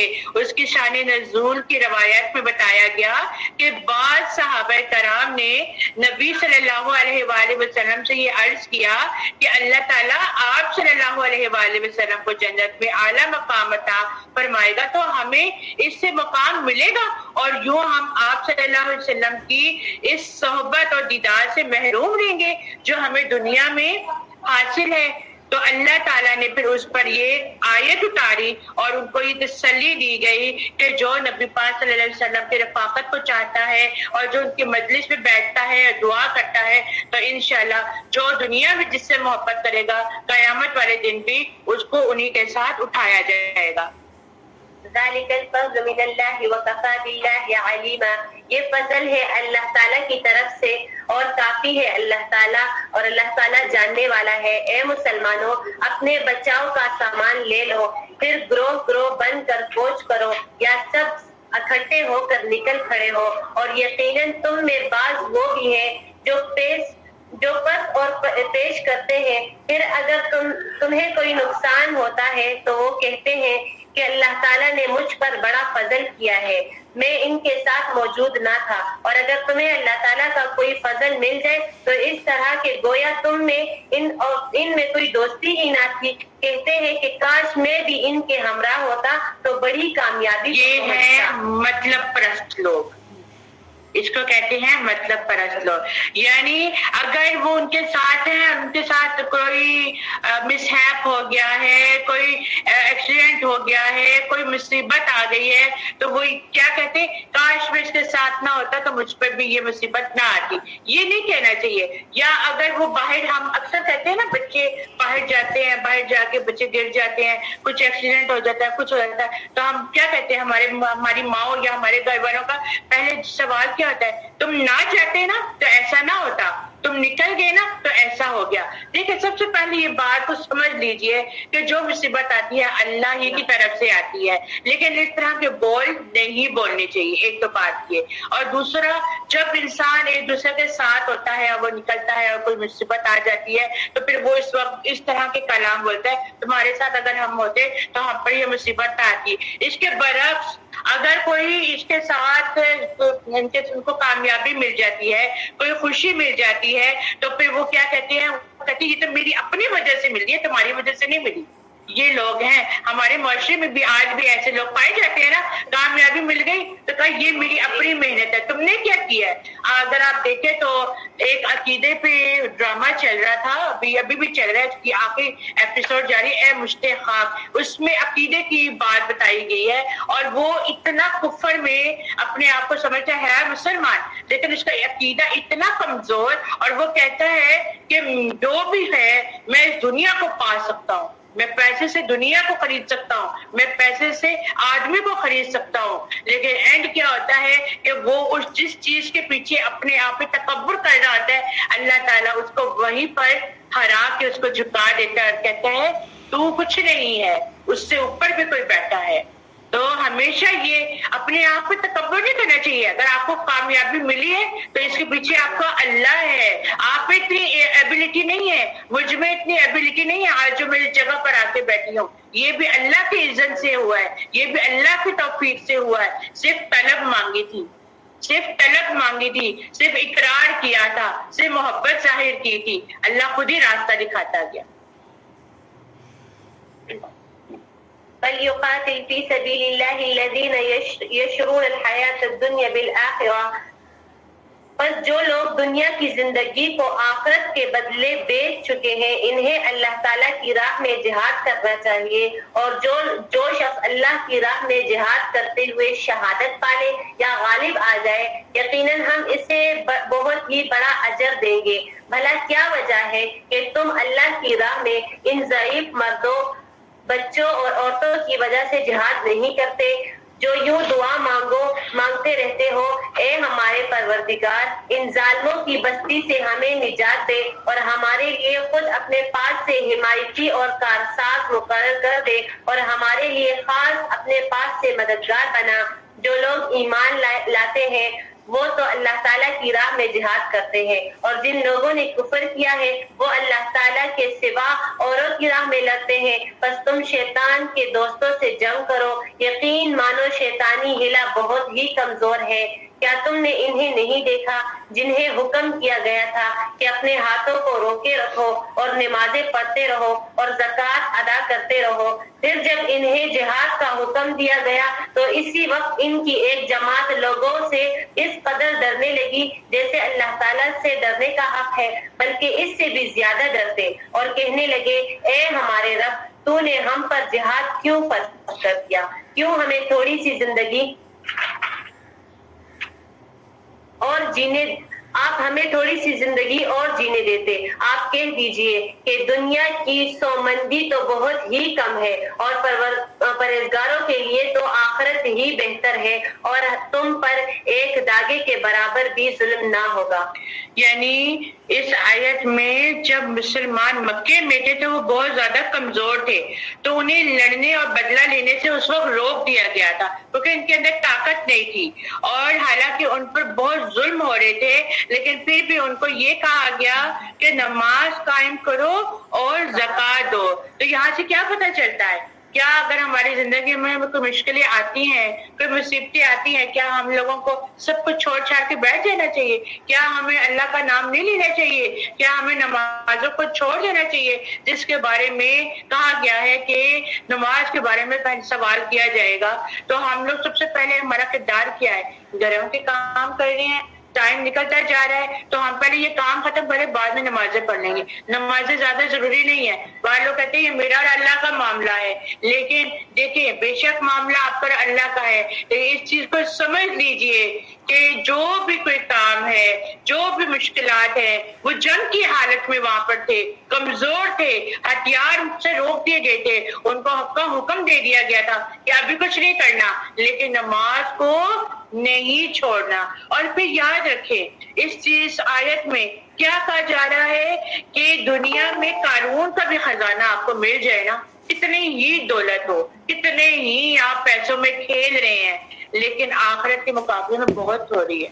یہ صرف دنیا کی حد تک ہے آپ کی شان و شوکت، آپ کی شان و شوکت. کبھی بھی دنیا کے حریص نہ ہو، جو ہے الحمدللہ، جو نہیں ہے اس پہ بھی اللہ کا شکر، اور یہ دعا کریں یہاں پر نہیں دیا اللہ آخرت میں دے دینا. آج ہم دنیا میں کیوں اپنے آپ کو مغلوب کرتے جا رہے ہیں؟ کیونکہ ہمارے اندر دنیاوی چیزوں کا حرص بہت زیادہ ہے. ہم لوگوں کو دیکھتے ہیں وہ کس مقام پر ہے، ہمیں بھی ہونے چاہیے. فلاں کے پاس ڈائمنڈ کی رنگ ہے، فلاں تو زرکون کے جو موتیوں اس میں اپنے آپ کو اس سے مصروف کیا ہوا ہے. وہاں لوگ تو گھروں کو اتنا مینٹین کر رہے ہیں، فانوس لگا رہے ہیں، وہ مریں گے تو کیا قبروں میں لے کر جائیں گے؟ دنیا کی چیزیں اس تک ہی رہیں کہ انسان اس سے زیادہ کی جو ہے وہ چوائس نہ کر سکے، طلب نہ ہو، جو ہے بس ٹھیک ہے.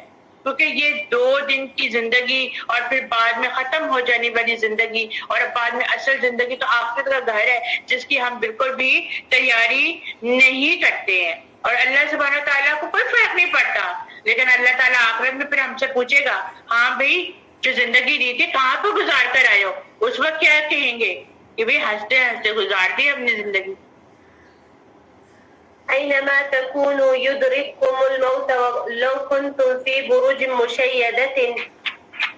تم جہاں کہیں بھی ہو موت تمہیں آ پکڑے گی، گویا تم مضبوط قلعے میں ہی کیوں نہ ہو. اور اگر انہیں کوئی بلائی ملتی ہے تو کہتے ہیں کہ یہ اللہ تعالیٰ کی طرف سے ہے، اور اگر کوئی برائی پہنچتی ہے تو کہہ اٹھتے ہیں کہ یہ میری طرف سے ہے. انہیں کہہ دو کہ یہ سب کچھ اللہ کی طرف سے ہے. انہیں کیا ہو گیا ہے کہ کوئی بات سمجھنے کے بھی قریب نہیں.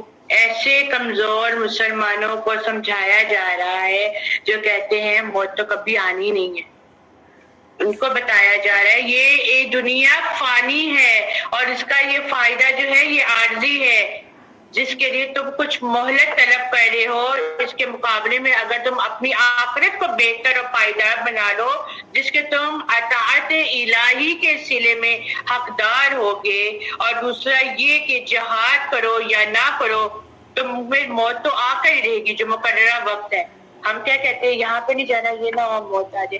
ہم اندر مضبوط قلعوں میں بھی بیٹھے ہوئے ہیں، محلوں میں بھی بیٹھے ہوئے ہیں، تو موت سے بھاگ کے کہاں جائیں گے؟ موت تو وہاں پر بھی آ کے رہ جائے گی. پتہ نہیں وہ کون سے صحابی تھے، مجھے اس وقت نام یاد نہیں ہے، وہ موت سے بہت ڈرا کرتے تھے، وہ بھاگا کرتے تھے موت سے.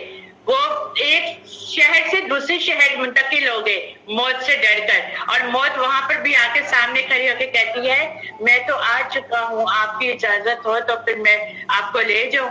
تو وہ کہتا ہے جہاں مرضی میں چلا جاؤ، جب موت آنی ہے تو یہاں کیوں نہیں صحیح.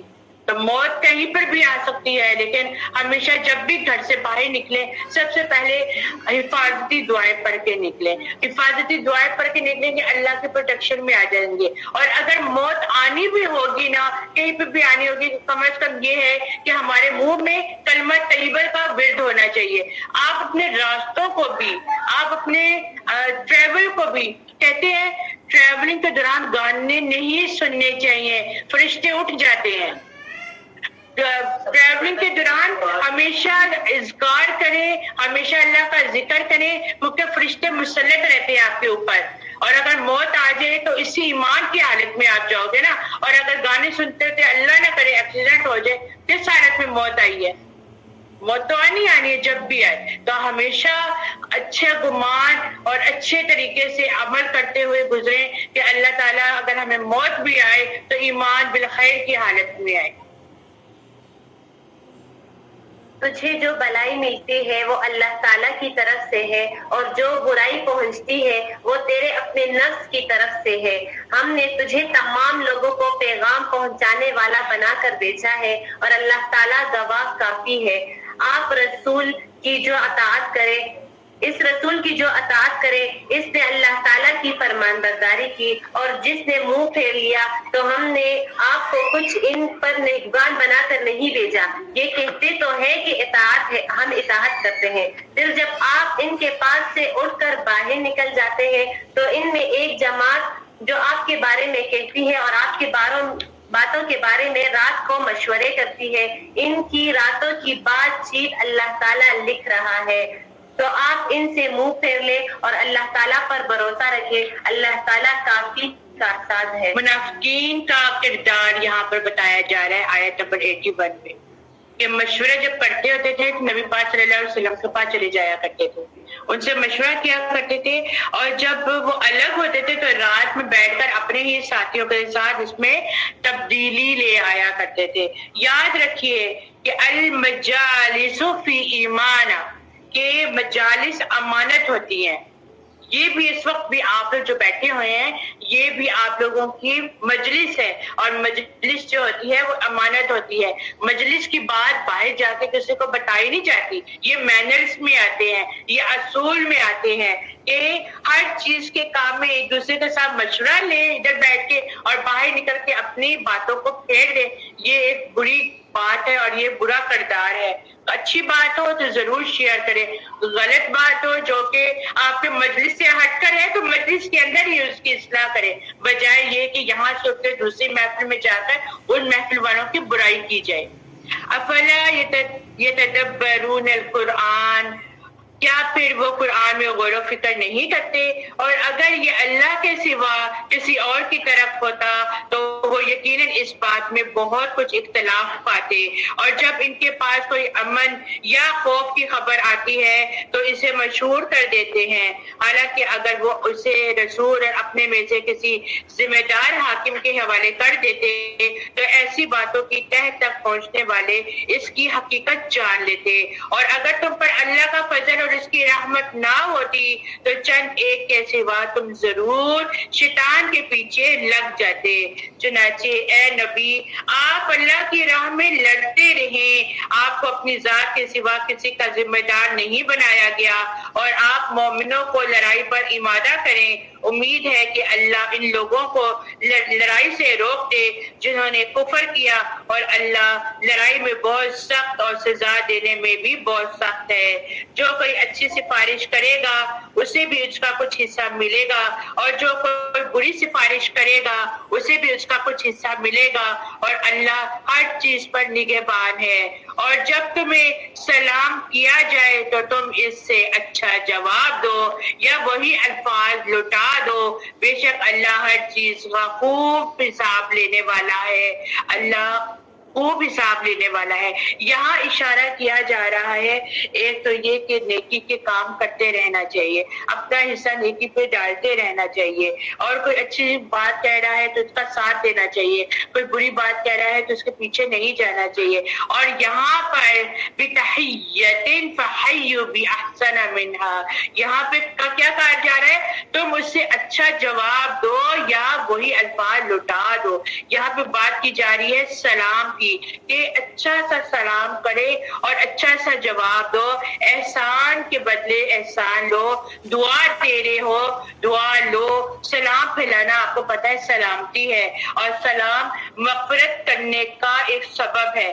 حدیث شریف میں آتا ہے کہ صرف السلام علیکم کہنے سے 10 نیکیاں ملتی ہیں، اور السلام علیکم ورحمۃ اللہ کہنے سے 20 نیکیاں ملتی ہیں، اور السلام علیکم ورحمۃ اللہ وبرکاتہ کہنے سے 30 نیکیاں ملتی ہیں۔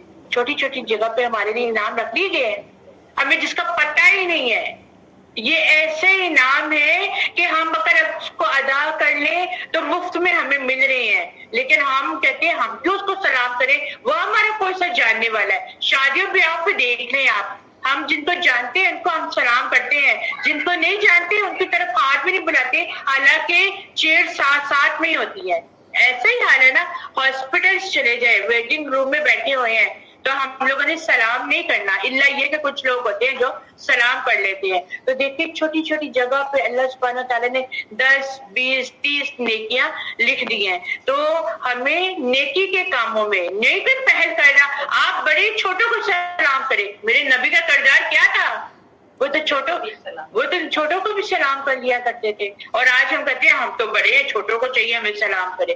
بھئی بڑا چھوٹا کچھ پہل کرو، نیکیاں پالو، اور جو سلام نہیں کرتا، جو سلام کا جواب نہیں دیتا تو غم نہ کرے، کیونکہ اس کا جواب فرشتوں نے دے دیا۔ اور ہم ان باریکیوں کو نہیں سمجھتے کیونکہ ہمارے پاس ٹائم ہی نہیں ہے نا ان چیزوں کے لیے، ہمارے پاس ٹائم ہی نہیں ہے، ہمارے پاس دنیا بہت ہمارے اوپر مغلوب ہے۔ ایسا ہی ہے نا، وہ بچی کہہ رہی ہے بالکل ٹھیک ہے۔ آگے دیکھتے ہیں، اللہ سبحانہ تعالیٰ بتاتے ہیں اللہ لا الہ الا ہو، اللہ کے سوا کوئی معبود برحق نہیں، وہ ضرور تمہیں قیامت کے دن اکٹھا کرے گا جس کے آنے میں کوئی شک نہیں، اور بات کہنے میں اللہ سے زیادہ کون سچا ہے۔ پھر تمہیں کیا ہو گیا کہ منافقوں کے بارے میں 2 گروہوں میں بٹ گئے ہو، حالانکہ اللہ نے ان کے اعمال کی وجہ سے انہیں الٹا کر دیا ہے۔ کیا تم چاہتے ہو کہ ان لوگوں کو ہدایت دو جنہیں اللہ نے گمراہ کر دیا، اور جسے اللہ گمراہ کر دے پھر اس کے لیے آپ ہرگز کوئی راستہ نہیں پا سکتے۔ دل میں دھبا لگ جاتا ہے نا، اور کالی مہر لگ جائے نا، تو پھر اللہ تعالیٰ اس کو ہدایت نہیں دیتا۔ ہر وقت اللہ سے اللہ ہمیشہ سے بچائے، اور ہر وقت اللہ سے ہدایت والا دل مانگا کریں، مہر والا دل نہ مانگا کریں۔ وہ چاہتے ہیں کہ تم بھی کفر کرو جس طرح انہوں نے کفر کیا، پھر تم ان کے برابر ہو جاؤ، چنانچہ تم ان میں سے کسی کو دوست نہ بناؤ یہاں تک کہ وہ اللہ کی راہ میں ہجرت کریں، پھر اگر وہ دین سے منہ موڑ لیں تو تم ان کو پکڑ لو اور انہیں جہاں پاؤ قتل کر دو، اور ان میں سے کسی کو اپنا دوست اور مددگار نہ بناؤ مگر وہ لوگ جو اس قوم سے تعلق رکھتے ہوں جن سے تمہارا معاہدہ ہو چکا ہے، یا وہ منافق ہوں جو تمہارے پاس اس حالت میں آئے تو وہ لڑائی سے بیزار ہوں، نہ تم سے لڑنا چاہتے ہو اور نہ اپنی قوم سے، اور اگر اللہ چاہتا ہے تو انہیں تم پر مسلط کر دیتا، پھر وہ تم سے یقیناً لڑتے۔ لہذا اگر وہ تم سے کنارہ کشی اختیار کر لیں اور تمہارے ساتھ لڑنے سے باز رہیں اور تمہاری طرف صلح اور امن کا ہاتھ بڑھا دیں تو اللہ نے تمہارے لیے کوئی گنجائش نہیں رکھی کہ تم ان سے لڑائی کرو۔ تمہیں ایک اور قسم کے منافق ملیں گے جو چاہتے ہیں کہ تم سے بھی امن میں رہیں اور اپنی قوم سے بھی امن میں رہیں، مگر جب کبھی وہ فتنے کا موقع پاتے ہیں تو ان میں کود پڑتے ہیں۔ چنانچہ ایسے لوگ اگر تم سے مقابلے سے باز نہ آئیں اور تمہیں صلح اور امن کی پیشکش نہ کریں اور لڑائی سے اپنے ہاتھ نہ روکیں تو تم انہیں جہاں کہیں بھی پاؤ تو پکڑ کر قتل کر دو۔ یہ وہی لوگ ہیں جن پر ہاتھ اٹھانے کے لیے ہم نے تمہیں کھلی اجازت دے دی ہے، اور کسی مومن کے لیے جائز نہیں ہے کہ وہ دوسرے مومن کو قتل کرے مگر غلطی سے ہو جائے تو اور بات ہے۔ مومن کا قتل نہیں کر سکتا الا کہ یہ جان بوجھ کے کرتا ہو یا غلطی کے ساتھ اس سے قتل ہو جائے، اور جو شخص کسی مومن کو غلطی سے قتل کر دے پھر فدیہ کیا بتایا گیا کہ اس پر ایک مسلمان غلام آزاد کرنا اور مقتول کے رشتہ داروں کو خون بہا ادا کرنا لازم ہے، یعنی دیت دے دے۔ ہاں اگر وہ لوگ معاف کر دیں تو اور بات ہے۔ پھر اگر وہ مقتول ایسی قوم میں سے ہو جو قوم تمہاری دشمن ہو جبکہ وہ خود مومن ہو تو ایک مسلمان غلام آزاد کر دینا لازم ہے۔ اگر وہ ایسی قوم میں سے ہو کہ تمہارے اور ان کے درمیان معاہدہ ہو چکا ہو تو اس کے وارثوں کو دیت دے دی جائے اور ایک مسلمان غلام آزاد کرنا ہوگا۔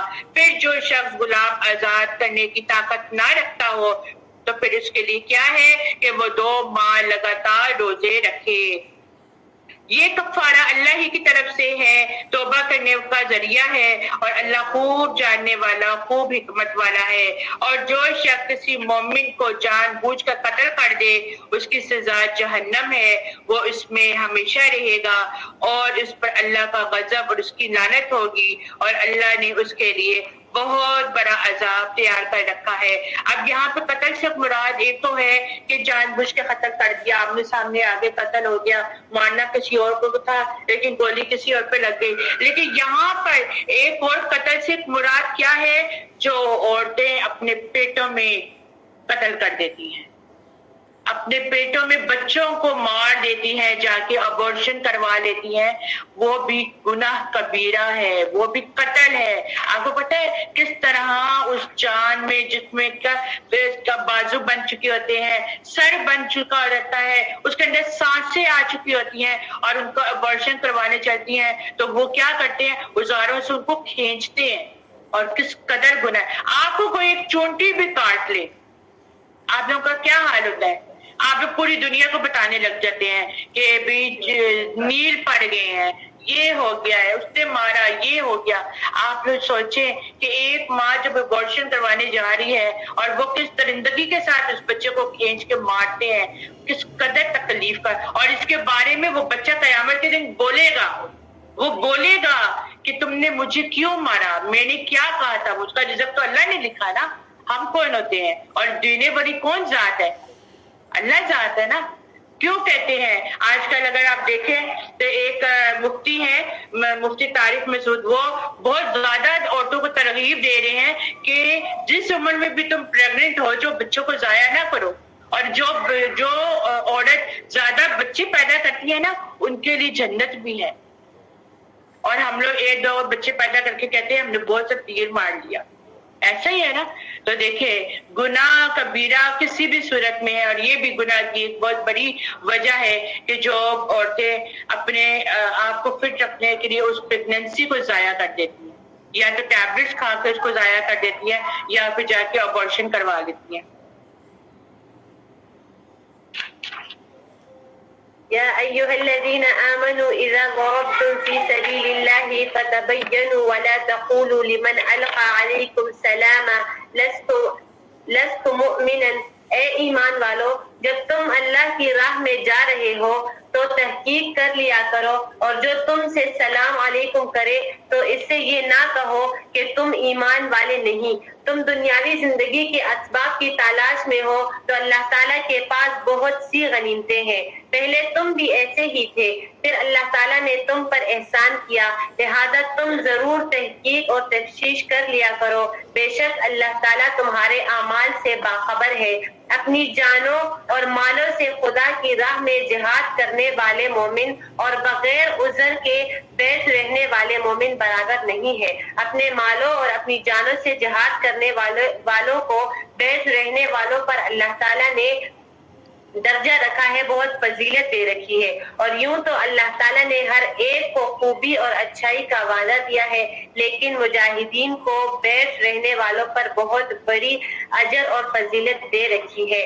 اپنی طرف سے مرتبے کی بھی اور بخشش کی بھی اور رحمت کی بھی، اور اللہ تعالیٰ بخشنے والا اور رحم کرنے والا ہے۔ جو لوگ اپنی جانوں پر ظلم کرنے والے ہیں، جب فرشتے ان کی روح قبض کرتے ہیں تو پوچھتے ہیں تم کس حال میں تھے؟ یہ جواب دیتے ہیں ہم اپنی جگہ کمزور اور مغلوب تھے، فرشتے کہتے ہیں کہ اللہ تعالیٰ کی زمین کشادہ نہیں تھی کہ تم ہجرت کر جاتے.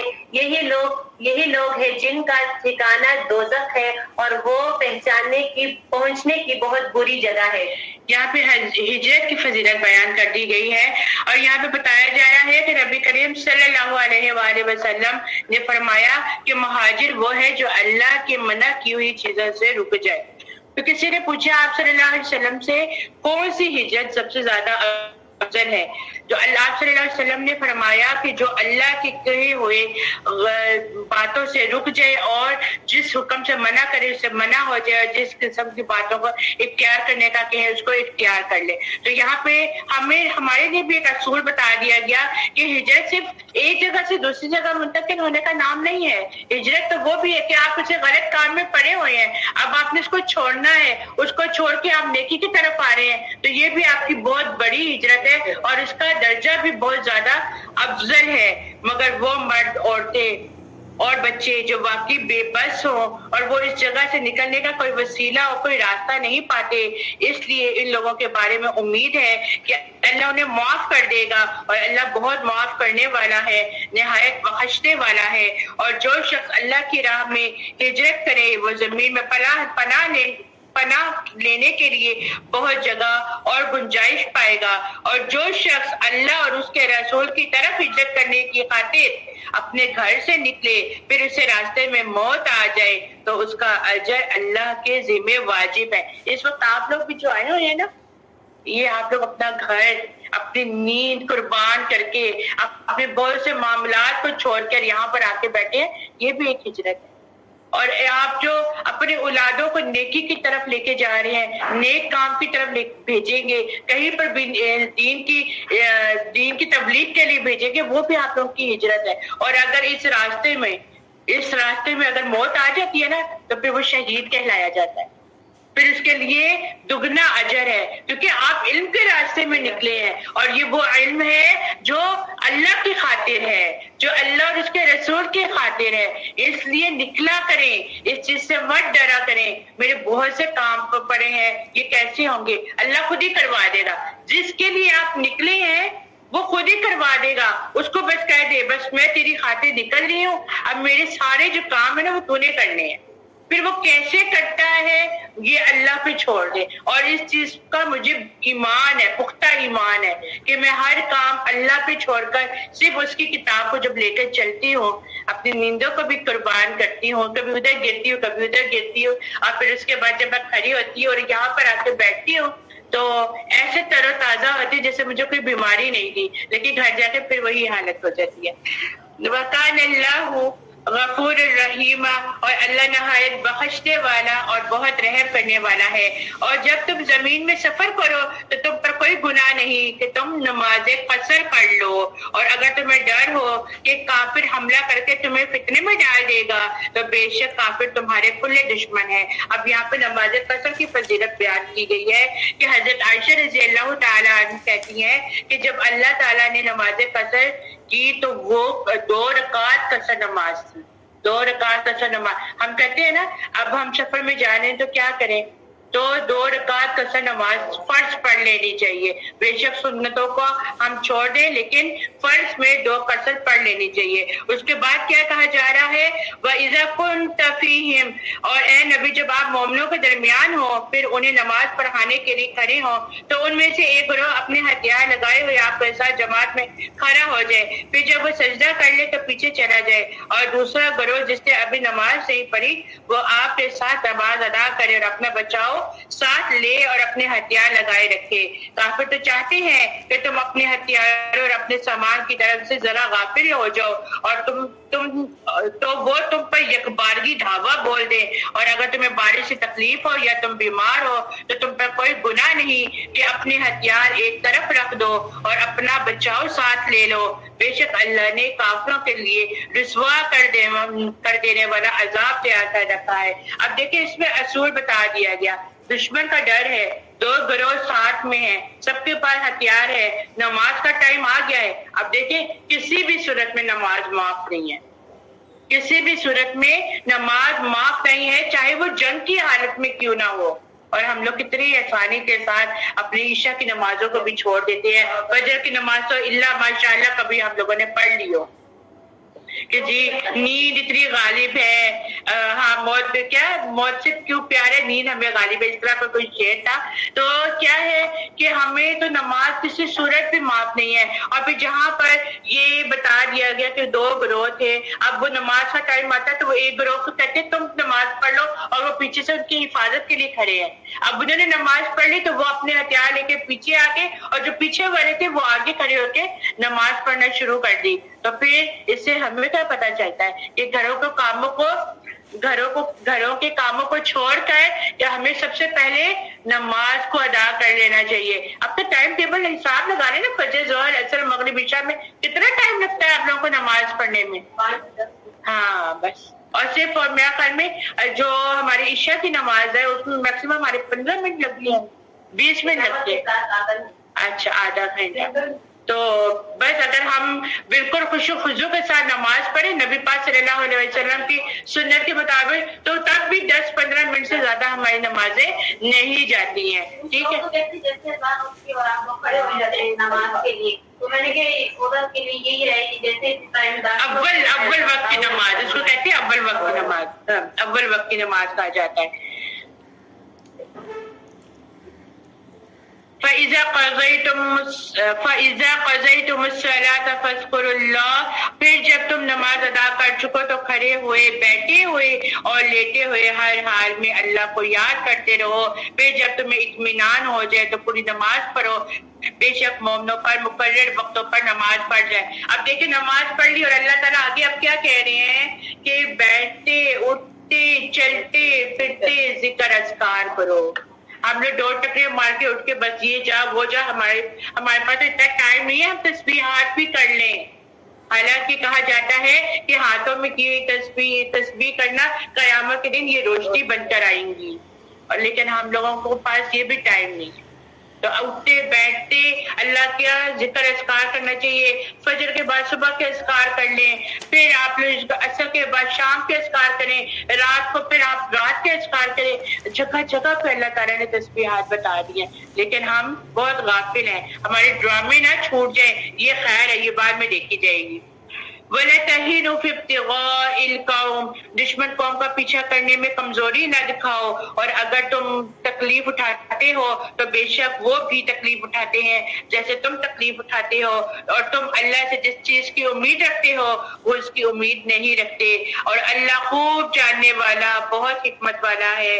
اے نبی صلی اللہ علیہ وآلہ وسلم, بے شک ہم نے آپ کی طرف یہ کتاب حق کے ساتھ نازل کی ہے تاکہ آپ کو اللہ نے جو سیدھی راہ دکھائی ہے اس کے مطابق لوگوں کے درمیان فیصلہ کریں, اور آپ خیانت کرنے والوں کے حمایتی نہ بنیں, اور اللہ سے بخشش طلب کریں. بے شک اللہ بہت بخشنے والا نہایت رحم کرنے والا ہے. وَلَا تُجَادِلْ عَنِ الَّذِينَ يَخْتَانُونَ أَنفُسَهُمْ, اور ان لوگوں کی طرف سے جھگڑا نہ کرو جو خود اپنی ہی خیانت کرتے ہیں. یقیناً دغاباز اور گناہگار لوگ اللہ تعالیٰ کو اچھے نہیں لگتے, اور لوگوں سے تو چھپ جاتے ہیں لیکن اللہ تعالیٰ سے نہیں چھپ سکتے. اور راتوں کے وقت جب کہ خدا کے ناپسندیدہ باتوں کے خفیہ مشورے کرتے ہیں, اس وقت بھی اللہ ان کے پاس ہوتا ہے, ان کے تمام اعمال کو گھیرے ہوئے ہے. ہاں تو یہ ہو تم لوگ کہ دنیا میں تم نے ان کی حمایت کی, لیکن اللہ تعالیٰ کے سامنے قیامت کے دن ان کی حمایت کون کرے گا؟ اور وہ کون ہے جو ان کا وکیل بن کر کھڑا ہو سکے گا؟ جو شخص کوئی برائی کرے یا اپنی جان پر ظلم کرے پھر اللہ سے استغفار کرے تو اللہ تو بخشنے والا اور مہربان ہے, اور جو گناہ کرتا ہے اس کا بوجھ اسی پر ہے, اور اللہ بخوبی جاننے والا ہے اور پوری حکمت والا ہے. اور جو شخص کوئی گناہ یا خطا کر کے کسی ناکردہ گناہ کے ذمے کسی کے ذمہ وہ گناہ تھوپ دے, اس نے بہت بڑا بہتان باندھا اور کھلا گناہ کیا. اگر اللہ تعالیٰ کا فضل اور رحم تجھ پر نہ ہوتا تو ان کی ایک جماعت نے تو تجھے بہکانے کا قصد کر ہی لیا تھا، مگر دراصل یہ اپنے آپ کو ہی گمراہ کرتے ہیں، یہ تیرا کچھ نہیں بگاڑ سکتے۔ اللہ تعالیٰ نے تجھ پر کتاب اور حکمت اتاری ہے اور تجھے وہ سکھاتا ہے جیسے تو نہیں جانتا، اور اللہ تعالیٰ کا تجھ پر بڑا بھاری فضل ہے۔ یہاں اللہ سبحانہ و تعالیٰ نبی پاک صلی اللہ علیہ وآلہ وسلم پر احسانات بتا رہے ہیں کہ اللہ نے کتاب اور حکمت دی ہے اور وہ جو سکھا دیا ہے جو آپ کو علم ہی نہیں تھا، کیونکہ آپ کو اللہ سبحانہ تعالیٰ نے علم خود سکھایا ہے وحی کے ذریعے۔ آج ہم تک علم کہاں سے پہنچا؟ ہمارے رسول اور انبیاء کے ذریعے پہنچا نا، لیکن اللہ نے ہمارے رسول صلی اللہ علیہ وسلم کو وحی کے ذریعے علم سکھایا، ان کو کتاب دی، کیونکہ وہ رسول تھے۔ اور پھر ان کی اکثر خفیہ سرگوشیوں میں کوئی بھلائی نہیں ہوتی، مگر جو شخص صدقے یا نیکی یا لوگوں کے درمیان صلح کا حکم دے تو یہ اچھی بات ہے، اور جو کہ اللہ کی رضا حاصل کرنے کے لیے ایسا کرے گا تو ہم اسے جلد بہت بڑا اجر دیں گے۔ یعنی خفیہ سرگوشیاں کرنا کیا ہے کہ چپ چپ کے باتیں نہ کی جائے، جو بات ہے منہ پہ کی جائے۔ اب ہم لوگوں کا کیا حال ہوتا ہے، ہم لوگ محفل میں بیٹھے ہوتے ہیں، ہم لوگوں نے اپنے گروہ بنا لیے ہوتے ہیں، ہماری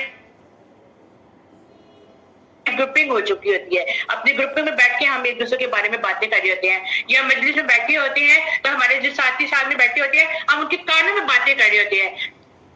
اس سے منع کیا جا رہا ہے، اس سے منع کیا جا رہا ہے کہ اس طرح نہیں کرنا۔ اور جس شخص کے سامنے واضح شکل میں ہدایت آ جائے اور اس کے بعد رسول کی مخالفت کرے اور مسلمانوں کا راستہ چھوڑ کر دوسرے راستے کی پیروی کرے تو ہم اسے اسی طرف پھیر دیں گے جس طرف وہ جانا چاہتا ہے اور ہم اسے جہنم میں ڈال دیں گے۔ ایک وقت ہوتا ہے نا، ایک ٹائم ہوتا ہے، کسی کو تبلیغ کرنے کا بھی، کسی کو بتانے کا بھی ایک ٹائم ہوتا ہے، اور پھر جب وہ نہیں لینا چاہتا تو پھر اس کو اس کے حال پہ چھوڑ دیا جاتا ہے، اور پھر آخر میں اس کا کیا حال ہے اس کے بارے میں یہ وعید سنا دی گئی ہے۔ بے شک اللہ یہ گناہ ہرگز نہیں بخشتا کہ اس کے ساتھ شرک کیا جائے۔ پھر شرک کی بات کی جا رہی ہے، اور وہ اس کے سوا جسے چاہے معاف کر دیتا ہے، اور جو شخص اللہ کے ساتھ شرک کرتا ہے تو وہ یقیناً بہت دور کی گمراہی میں جا پڑا ہے۔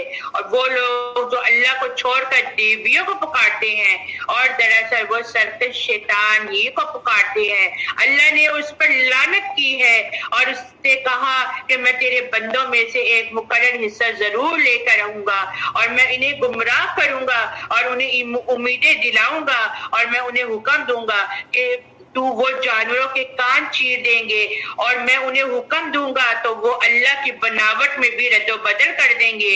اور جو شخص اللہ کو چھوڑ کر شیطان کو اپنا دوست بنا لیتا ہے تو وہ یقیناً کھلے نقصان میں جا پڑتا ہے۔ شیطان لوگوں سے وعدہ کرتا ہے اور انہیں امیدیں دلاتا ہے، مگر شیطان کے سارے وعدے فریب کے سوا کچھ بھی نہیں ہے۔ ان لوگوں کا ٹھکانہ جہنم ہے اور وہ اس میں اس سے چھٹکارے کی کوئی صورت نہ پائیں گے۔ اور جو لوگ ایمان لائے اور انہوں نے نیک عمل کیے ہم جلد انہیں ایسے باغوں میں داخل کریں گے جن کے نیچے نہریں بہہ رہی ہوں گی اور وہ اس میں ہمیشہ رہیں گے۔ اللہ کا وعدہ سچا ہے اور اللہ سے بڑھ کر کون قول و قرار میں سچا ہے۔ شیطانی وعدے تو سراسر دھوکہ و فریب ہے، لیکن انسان کا معاملہ بھی بہت عجیب ہے، یہ سچوں کی بات کو کم مانتا ہے اور جھوٹوں کے پیچھے زیادہ جاتا ہے۔ صحیح ہے نا؟ آج ہم جو سچ بول رہے ہیں اس کی بات نہیں مانتے، لیکن جو جھوٹ اتنی دلیری سے بات کر رہا ہوتا ہے اور اتنے کانفیڈنٹ لیول پہ جھوٹ بول رہا ہوتا ہے، ہم کہتے ہیں یہی ایک سچا بندہ ہے۔ تو پھر دیکھ لیجئے کہ یہ شیطانی چیزوں کا چلن جو ہے وہ بہت عام ہے، اور ربانی کاموں کو اختیار کرنے والے ہر دور میں اور ہر جگہ میں ہمیں کم ہی دکھائی دیتے ہیں۔ اللہ سبحانہ تعالیٰ سورۃ السبا میں کہتے ہیں میرے شکر گزار بندے بہت ہی کم ہیں۔ اہل کتاب اپنے متعلق بڑی خوش فہمیوں میں مبتلا ہیں، اور یہاں اللہ سبحانہ تعالیٰ نے پھر ان کی خوش فہمیوں کا پردہ چاک کرتے ہوئے فرما دیا کہ آخرت کی کامیابی محض امیدوں اور آرزوؤں سے نہیں ملے گی، اس کے لیے محنت درکار ہے، اس کے لیے اسٹرگل کرنا ہے۔ جنت ایسے نہیں ملے گی، کانٹوں پر سے گزرنا پڑتا ہے، جان مارنی پڑتی ہے، قربانیاں دینی پڑتی ہیں، عمل میں لانا پڑتا ہے، پھر کہیں جا کے جنت ملے گی۔ انجام کا دار و مدار نہ تمہاری خواہشات پر ہے اور نہ اہل کتاب کی خواہشات پر، بلکہ جو کوئی برا عمل کرے گا اس کا اسے بدلہ دے دیا جائے گا، اور وہ اللہ کے سوا کوئی دوست اور مددگار کو نہ پا سکے گا۔ اور جو کوئی نیک کام کرے گا، چاہے وہ مرد ہو یا وہ عورت ہو، جبکہ وہ مومن ہو، تو ایسے لوگ جنت میں داخل ہوں گے اور ان پر ذرہ برابر بھی ظلم نہ کیا جائے گا۔ وَمَنْ أَحْسَنُ دِينًا مِّمَّنْ أَسْلَمَ وَجْهَهُ لِلَّهِ، اور دین میں اس شخص سے زیادہ اچھا کون ہے جس نے اپنا چہرہ اللہ کے سامنے جھکا دیا، اور وہ نیکی کرنے والا بھی ہو اور ملت ابراہیمی کی پیروی کرنے والا بھی ہو، اور جو صرف حق پرست تھا، اور اللہ نے تو ابراہیم کو اپنا خالص دوست بنا دیا تھا۔ کوالٹی بیان کی جا رہی ہے، مومن کی کوالٹی بیان کی جا رہی ہے کہ اس نے اللہ کے آگے اپنے آپ کو سلنڈر کر دیا، اس نے اللہ کے آگے اپنے آپ کو جھکا دیا ہے، اس نے اپنے آپ کو اللہ کے مطابق کر لیا ہے، کیونکہ اللہ تعالیٰ نے جو کہا وہی سچ ہے۔ اور یہاں پہ کامیابی کا ایک معیار اور ایک عمدہ نمونہ بیان کیا جا رہا ہے، اور معیار کیا ہے کہ اپنے آپ کو اللہ کے سپرد کر دو، محسن بن جاؤ گے، اور ملت ابراہیمی کی پیروی کرو۔ اور نمونہ حضرت ابراہیم کا ہے جن کو اللہ سبحانہ و تعالیٰ نے اپنا دوست کہا۔ تو کیا اللہ ہمارا دوست نہیں بن سکتا؟ اللہ ہمارا دوست بن سکتا ہے۔ اللہ کو دوست بنانے کے لیے کسی کا ذریعہ اختیار کرنے کی ہمیں ضرورت نہیں ہے۔ اللہ کو دوست بنانے کے لیے صرف عمل کرنے کی ضرورت ہے۔ عمل کرو، اللہ خود ہی کہے گا میں تمہارا۔ اور جہاں پھر آپ لوگوں کو کامیابی نظر آئے وہاں پہ سمجھ لو کہ اللہ تعالیٰ نے ہمیں تھام لیا ہے، اللہ سبحانہ تعالیٰ نے ہمیں تھام لیا ہے۔ پھر اللہ تعالیٰ کچھ اپنی نشانیاں بتاتے ہوئے کہتے ہیں وَلِلَّهِ مَا فِي السَّمَاوَاتِ وَمَا فِي الْأَرْضِ وَكَانَ اللَّهُ بِكُلِّ شَيْءٍ مُحِيطًا، اور آسمانوں اور زمینوں میں جو کچھ بھی ہے وہ اللہ ہی کا ہے، اور اللہ ہر چیز کو گھیرے ہوئے ہے۔ اور اے نبی، لوگ آپ سے عورتوں کے بارے میں دریافت کرتے ہیں، کہہ دیجئے اللہ خود ان کے بارے میں حکم دے رہا ہے، اور کتاب کی وہ آیتیں بھی جو یتیم لڑکیوں کے بارے میں تمہیں پڑھ کر سنائی جنہیں ان کا مقرر حق تم نہیں دیتے، اور تم چاہتے ہو کہ ان سے نکاح کر لو، وہ کمزور بچوں کے بارے میں تمہیں حکم دے رہا ہے، اور یہ کہ تم یتیموں سے انصاف کرو، اور تم جو بھی نیکی کرو گے تو بے شک اللہ اس کا خوب علم رکھتا ہے۔ اور اگر کسی عورت کو اپنے شوہر کی طرف سے ظلم و زیادتی یا نظر انداز کیے جانے کا اندیشہ ہو تو ان دونوں پر کوئی گناہ نہیں کہ وہ آپس میں کسی طرح صلح کر لیں، اور صلح بھی اچھی ہے، اور انسانی نفس میں بخیلی رکھی گئی ہے۔ اور اگر تم احسان کرو اور پرہیزگار بنو تو بے شک تم جو بھی عمل کرتے ہو اللہ اس کو خوب خبر رکھنے والا ہے۔ اور تم سے یہ نہیں ہو سکتا کہ تم اپنی بیویوں میں سے ہر طرح سے عدل کرو، خواہ تم ان کی کتنی ہی خواہش رکھو، پھر تم کسی ایک کی طرف پوری طرح مائل نہ ہو جاؤ کہ دوسری کو بیچ میں لٹکتا ہوا چھوڑ دو۔ یہ ایک دوسری صورت بتائی جا رہی ہے کہ ایک شخص کی ایک سے زیادہ بیویاں ہوں تو دلی تعلق اور محبت میں سے سب کے ساتھ یکساں سلوک کرو۔ اگر نہیں کر سکتے تو تمہیں اختیار نہیں ہے دو دو چار چار کرنے کا، پھر ایک پہ ہی اکتفا کرو۔ خود نبی پاک صلی اللہ علیہ وآلہ وسلم کو بھی اپنی بیویوں میں سب سے زیادہ محبت کس کے ساتھ تھی؟ حضرت عائشہ کے ساتھ تھی۔ خواہش کے باوجود انصاف نہ کرنے سے مطلب یہی قلبی میلان اور محبت میں عدم مساوت ہوتی ہے۔ اگر یہ قلبی محبت ظاہری حقوق کی مساوات نہ بنے تو پھر کیا ہے؟ پھر وہ بات ہے کہ ہر وقت جو ہے لڑائی جھگڑے ہوں گے۔ لیکن اگر ہم دیکھیں تو نبی پاک صلی اللہ علیہ وسلم کا نہایت عمدہ نمونہ پیش کیا گیا ہے، لیکن اکثر لوگ اس قلبی محبت کی وجہ سے دوسری بیویوں کے حقوق کی ادائیگی میں کوتاہی کر دیتے ہیں، اور صرف ظاہری طور پر محبوب بیوی کی طرح دوسری بیویوں کے حقوق کو ادا نہیں کرتے۔ کل آپ کو یاد ہو تو میں نے ایک حدیث پڑھ کے سنائی تھی اور پھر دوبارہ پڑھ کے سناتی ہوں، یہ یہاں پر اس وقت فٹ بھی ہوتی ہے کہ نبی کریم صلی اللہ علیہ وآلہ وسلم نے فرمایا جس شخص کی دو بیویاں ہوں اور وہ ایک طرف اس کی طرف مائل ہو اور دوسری طرف دوسری کو نظر انداز کرے تو قیامت کے دن وہ اس طرح آئے گا کہ اس کے جسم کا ایک حصہ مفلوج ہوگا۔ وَإِن يَتَفَرَّقَا، اور اگر وہ دونوں میاں بیوی ایک دوسرے سے ایک دوسرے سے الگ ہو جائے تو اللہ اپنے فضل سے ہر ایک کو دوسرے سے بے نیاز کر دے گا، اور اللہ بڑی وسعت والا ہے، خوب حکمت والا ہے۔ آسمانوں اور زمین میں جو کچھ بھی ہے وہ اللہ ہی کا ہے، اور ہم نے تم سے پہلے جن لوگوں کو کتاب دی ان کو اور تمہیں بھی یہی حکم دیا کہ اللہ سے ڈرتے رہو، پھر اگر تم کفر کرو گے تو بے شک آسمانوں اور زمین میں جو کچھ بھی ہے وہ اللہ ہی کا ہے، اور اللہ بہت بے پرواہ ہے، قابل تعریف ہے، اور آسمانوں اور زمین میں جو کچھ بھی ہے اللہ ہی کا ہے، اور اللہ بطور کارساز کافی ہے۔ اور اے لوگوں، اگر اللہ چاہے تو تمہیں ہٹا کر دوسری جگہ دوسروں کو لے آئے، اور اللہ اس بات پر پوری قدرت رکھتا ہے، ہمارا کوئی اختیار نہیں ہے اس دنیا پر۔ اگر ادھر اس وقت بڑی دنیا ہے نا تو اللہ کا اختیار ہو، اللہ چاہے نا، بلکہ اللہ ہی کا اختیار ہے، تو اللہ چاہے تو اللہ تعالیٰ یہ دنیا ختم کر دے اور دوسرے لوگوں کو لے آئے، تب ہم کیا کریں گے؟ تو یہاں پہ یہی بات کی جا رہی ہے، جو شخص دنیا کا ثواب چاہتا ہے تو اللہ کے پاس تو دنیا اور آخرت دونوں کا ثواب موجود ہے، اور اللہ خوب سننے والا اور خوب دیکھنے والا ہے۔ یا ایھا الذین آمنوا کونوا قوامین بالقسط شہداء للہ، اے لوگوں جو ایمان لے کر آئے ہو، تم انصاف کے لیے ڈٹ جانے والے اور اللہ کے لیے سچی گواہی دینے والے بن جاؤ، خواہ وہ تمہارے اپنے خلاف یا تمہارے والدین اور رشتے داروں کے خلاف ہو، معاملے کا فریق امیر ہو یا غریب، دونوں صورتوں میں تمہاری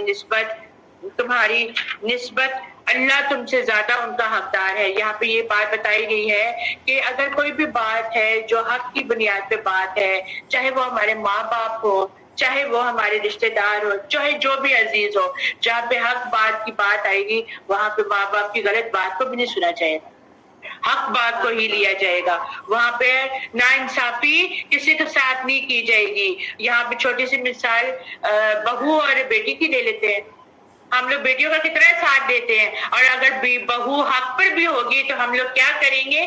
ہم لوگ بہو کا ساتھ ہی دیں گے، ہم لوگ اپنی بیٹیوں کا ساتھ ہی دیں گے، لیکن یہ ایک غلط عمل ہے۔ جہاں پہ غلطی ہے جس کی ہے اسی کو کہو، پر تم نفسانی خواہش کے پیچھے پڑ کر انصاف کا دامن ہاتھ سے نہ چھوڑو، اور اگر تم نے توڑ مروڑ کی بات کی یا گواہی دینے سے منہ موڑا، بے شک تم جو بھی عمل کرتے ہو اللہ اس سے خوب باخبر ہے۔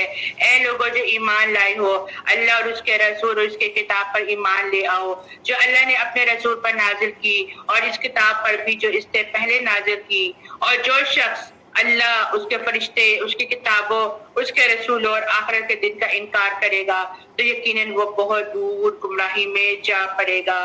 ان الذین آمنوا ثم کفروا ثم آمنوا ثم کفروا ثم ازدادوا کفرا لم یکن اللہ، اور بے شک جو لوگ ایمان لائے پھر انہوں نے کفر کیا، پھر ایمان لائے پھر کفر کیا، پھر کفر میں اس طرح آگے بڑھ گئے، اللہ تعالیٰ انہیں ہرگز نہیں بخشے گا اور نہ انہیں ہدایت کا راستہ دکھائے گا۔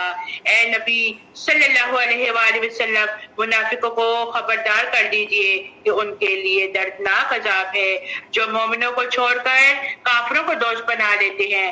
جس طرح سورۃ البقرہ کے آغاز میں پتہ چلا کہ منافقین کافروں کے پاس جا کر یہی کہتے تھے کہ ہم تو تمہارے دوست ہیں، لیکن جب وہ اپنے انہی اہل میں جاتے تھے اور وہاں پہ جا کے وہ کیا کہتے تھے کہ ہم تو ان کا مذاق اڑا رہے ہیں۔ تو یہاں پہ دراصل اللہ ان کا مذاق اڑاتا ہے، اور عزت کافروں کے ساتھ ہے، کافروں کے ساتھ نہیں ہے بلکہ مومنوں کے ساتھ ہے۔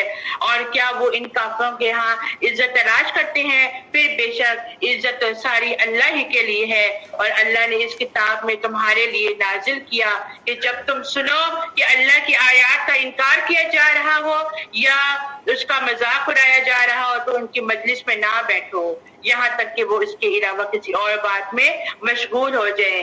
اگر دین کی بات ہو رہی ہے اور وہ دین کی بات میں مذاق اڑا رہے ہیں، ہیلا بہانے کر رہے ہیں، دینداروں کا مذاق اڑا رہے ہیں، تو اس کو مباحثے کے بجائے بہتر طریقہ کیا ہے کہ اس جگہ سے اٹھ جاؤ جب تک کہ وہ اپنی باتوں کو دوسری طرف نہ لے آئیں۔ یہ ہمیں اصول سکھایا گیا، کیونکہ کوئی بھی جو صحیح مومن ہوتا ہے وہ غلط بات کو برداشت نہیں کرتا، وہ غلط بات کو بالکل بھی برداشت نہیں کرتا، اور اس وقت کا جو حالات ہوتے ہیں وہاں پہ بحث کر کے لڑائی جھگڑے نہیں مول لیے جاتے، وہاں پہ بھی تقاضا کیا ہے کہ اس جگہ سے اٹھ جاؤ جہاں پہ بات ختم ہو جائے، پھر اس جگہ کا واقعی واپس آ جاؤ۔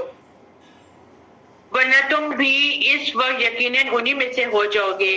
بے شک اللہ منافقوں اور کافروں سب کو جہنم میں جمع کرنے والا ہے. وہ لوگ تمہارے انجام کا انتظار کرتے رہتے ہیں. پھر اگر تمہیں اللہ کی طرف سے فتح مل گئی تو وہ کہتے ہیں کیا ہم تمہارے ساتھ نہ تھے؟ اور اگر کافروں کو کچھ غلبہ ملے تو ان سے کہتے ہیں کیا ہم تم پر غالب نہ آنے لگے تھے؟ اور کیا ہم نے تمہیں مومنوں پر نہیں بچا لیا تھا؟ پھر قیامت کے دن اللہ تمہارے درمیان فیصلہ کر دے گا اور اللہ کافروں کو مومنوں کے خلاف ہرگز کوئی راستہ نہیں دکھاتا. ان المنافقین یخادعون اللہ وهو خادعهم، بے شک منافق اللہ سے چال بازیاں کر رہے ہیں اور وہ اس چال بازی اور اللہ تعالیٰ ان کی چال بازیاں اور وہ انہیں اس چال بازیوں کا بدلہ دینے والا ہے. اور جب مسلمان کو نماز کو کھڑے ہوتے ہیں اور جب نماز کے لیے کھڑے ہوتے ہیں تو بڑی کاہلی کی حالت میں کھڑے ہوتے ہیں، صرف لوگوں کو دکھاتے ہیں اور یاد الہی تو ان میں ہے ہی نہیں. یہ دیکھیں بہت بڑی بات ہے. ہمارا کیا رویہ ہے نماز کے معاملے میں؟ کیا کرتے ہیں ہم؟ ہمارا رویہ بھی یہی ہے کہ ہم بھی لوگوں کو دکھانے کے لیے نمازیں پڑھتے ہیں. یا تو ہماری نمازوں میں اتنی سستی آ جاتی ہے یا ہم نمازوں کے لیے جب کھڑے ہوتے ہیں تو ہم دو ٹکرے مارتے ہیں کہ کوئی ہمیں دیکھ رہا ہے اور پھر ہم اس کی تعریف حاصل کرنے کے لیے نمازیں پڑھ لیتے ہیں، اور یہ بہت زیادہ برا عمل ہے. آگے کہا جا رہا ہے مذبذبین بین ذلک لا الہ اولئک ولا الہ اولئک، وہ کفر ایمان کے درمیان ڈاواڈول ہوتے ہیں، نہ پورے اس طرح نہ پورے اس طرح. اور اے نبی جسے اللہ گمراہ کر دے آپ اس کے لیے ہرگز کوئی راہ نہیں پائیں گے. اے لوگوں جو ایمان لائے ہو مومنوں کو چھوڑ کر کافروں کو دوست نہ بناؤ. بار بار اس صورت میں یہی تاکید، اس پارے میں یہی تاکید کی جا رہی ہے کہ مومنوں کافروں کو دوست نہ بناؤ. کیا تم چاہتے ہو کہ اللہ کو اپنے خلاف کارروائی کے لیے کھلی حجت دے دو؟ بے شک منافقین دوزخ کے سب سے نچلے طبقے میں پائے جائیں گے اور وہاں آپ ان کے لیے کوئی بھی مددگار نہیں پائیں گے سوائے ان لوگوں کے جنہوں نے توبہ کر لی اور اپنی اصلاح کر لی اور تھام لیا اللہ کے دین کو اور اپنا دین اللہ کے لیے خالص کر لیا. تو ایسے لوگ مومنوں کے ساتھ ہوں گے اور مومنوں کو بہت ہی جلد بہت بڑا اجر عطا کرے گا. اور اگر تم شکر کرو اور ایمان لے آؤ تو اللہ تمہیں عذاب دے کر کیا کرے گا، اور اللہ بڑا قدردان خوب جاننے والا ہے. اللہ سبحانہ تعالیٰ سے دعا کر لیجئے کہ اللہ سبحانہ تعالیٰ ہمیں بھی ایسے ایماندار لوگوں میں شامل کرنا. اے اللہ ہمیں ان لوگوں کا دوست نہ بنانا جو تیرے دین کا مذاق اڑاتے ہیں. اے اللہ ہمیں ان لوگوں کا دوست بنانا جو تیرے دین کو بلند کرتے ہیں، تیرے دین کی خاطر قربانیاں دیتے ہیں اور تیرے دین کو اجاگر کرنے کے لیے تبلیغ دیتے ہیں. یا اللہ ہمیں ان مجالس میں بٹھانا جو تیرے دین کی خاطر قائم کی گئی ہیں. یا اللہ قیامت کے دن بھی ہمیں ان مجالس میں بٹھانا، ان دوستوں کو عطا فرمانا جو تیرے دین کی خاطر سربلندی کرتے ہیں، جو تیرے دین کی خاطر بھاگ دوڑ کرتے ہیں، جو تیرے دین کا نام سر بلند کرتے ہیں. یا اللہ تو ہم سے یہ چھوٹی چھوٹی کوششوں کو قبول فرما لینا. یا اللہ ہم پر رحمت کرنا. یا اللہ ہمیں اپنی رحمت کے سائے تلے رکھنا. یا اللہ جب حسابت کا وقت آئے تو یا اللہ ہم سے نرمی کے ساتھ معاملہ کرنا. یا اللہ ہم بہت گنہگار لوگ ہیں یا اللہ، لیکن معاف کرنے والا تو ہی ہے، تو ہمیں معاف کر دینا. یا اللہ ہماری پکڑ نہ کرنا. یا اللہ انجانے میں جو بھی غلطیاں ہم سے ہو گئیں یا اللہ تو اس سے درگزر فرما. یا اللہ جتنی زندگی ہماری رہ گئی ہے یا اللہ ہمیں ہماری اولادوں کو دین کا پیروکار بنا، ملت ابراہیمی کا پیروکار بنا. یا اللہ ہم سے صرف تیرے دین کے مطابق تیری رضامندی کی خاطر ہم چلتے رہیں. یا اللہ ہم سے تو راضی ہو جا. یا اللہ ہم سے راضی ہو جا. یا اللہ ہمارے ماں باپ کو جنت الفردوس میں اعلیٰ مقام عطا فرما. رب ارحمہما کما ربیانی صغیرا رب اجعلنی مقیم الصلاۃ ومن ذریتی ربنا وتقبل دعاء ربنا اغفر لی ولوالدی وللمؤمنین یوم یقوم الحساب. سبحان ربک رب العزة عما یصفون وسلام علی المرسلین والحمد للہ رب العالمین. آمين. ربنا تقبل منا إنك أنت السميع العليم وتب علينا إنك أنت التواب الرحيم. سبحانك اللهم وبحمدك نشهد أن لا إله إلا أنت ونستغفرك ونتوب إليك. السلام عليكم ورحمة الله وبركاته. وعلیکم السلام ورحمۃ اللہ. وعلیکم السلام ورحمۃ اللہ وبرکاتہ. کیسا لگا آج کا پارا؟